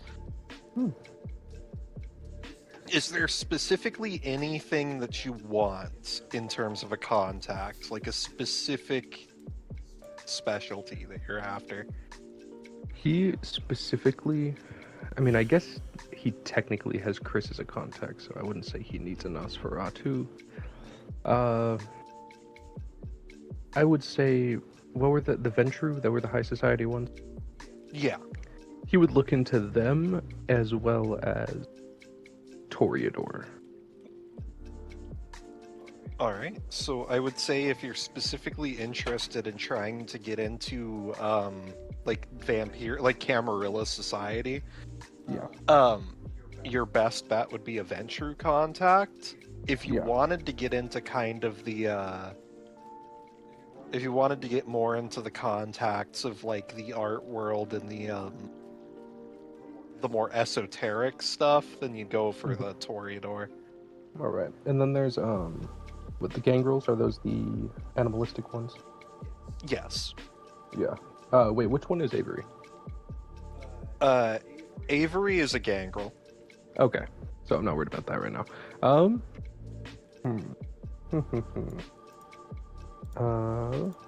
going to. I'll go for Ventru first. Sure thing. So, you'll be able to gain a Ventrue contact as your new contact from your level up. All right. And then you'll probably go next for.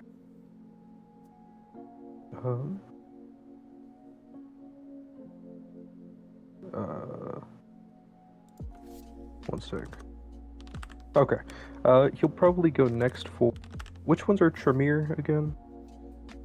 The Tremere are. Gonna have to make sure that I've got my stuff right.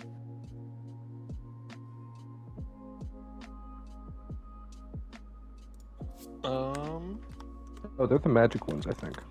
Yeah. Yes, they are your wizard vampires. Ooh. I definitely would want to contact with them for sure.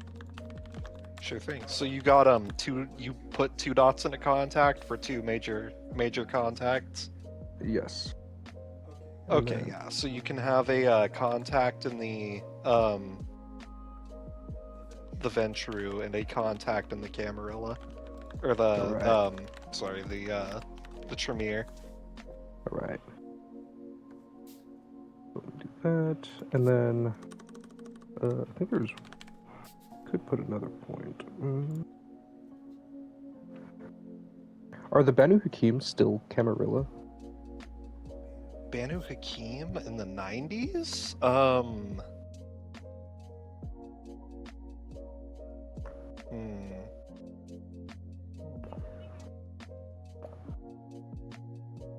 Because I know in the lore they fell out of grace, but then came back to the Camarilla at some. Yeah, I'm trying to figure out if they are currently out of favor with the Camarilla due to the.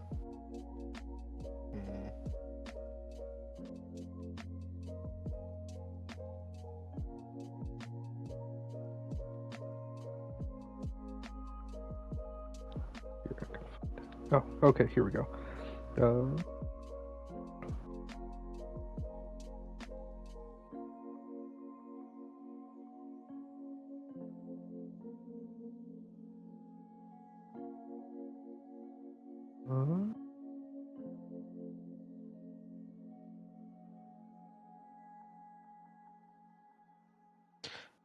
Okay, so some of them have joined the Camarilla. They're in kind of a schism.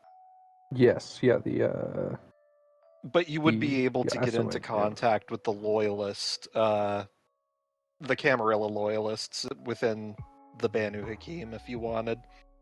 Yes, yeah, I'll buy a contact for that as well. All right. Sweet. All right.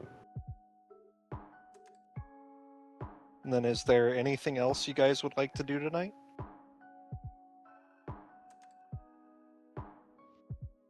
I believe Mel is storming off in a huff. Fair enough.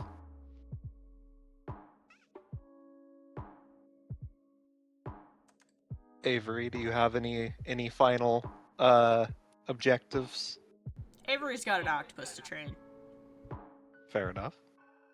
So then with that, I believe, as the 3 of you part for the night, and the sun once more rises, that is going to be the end of the session. All right.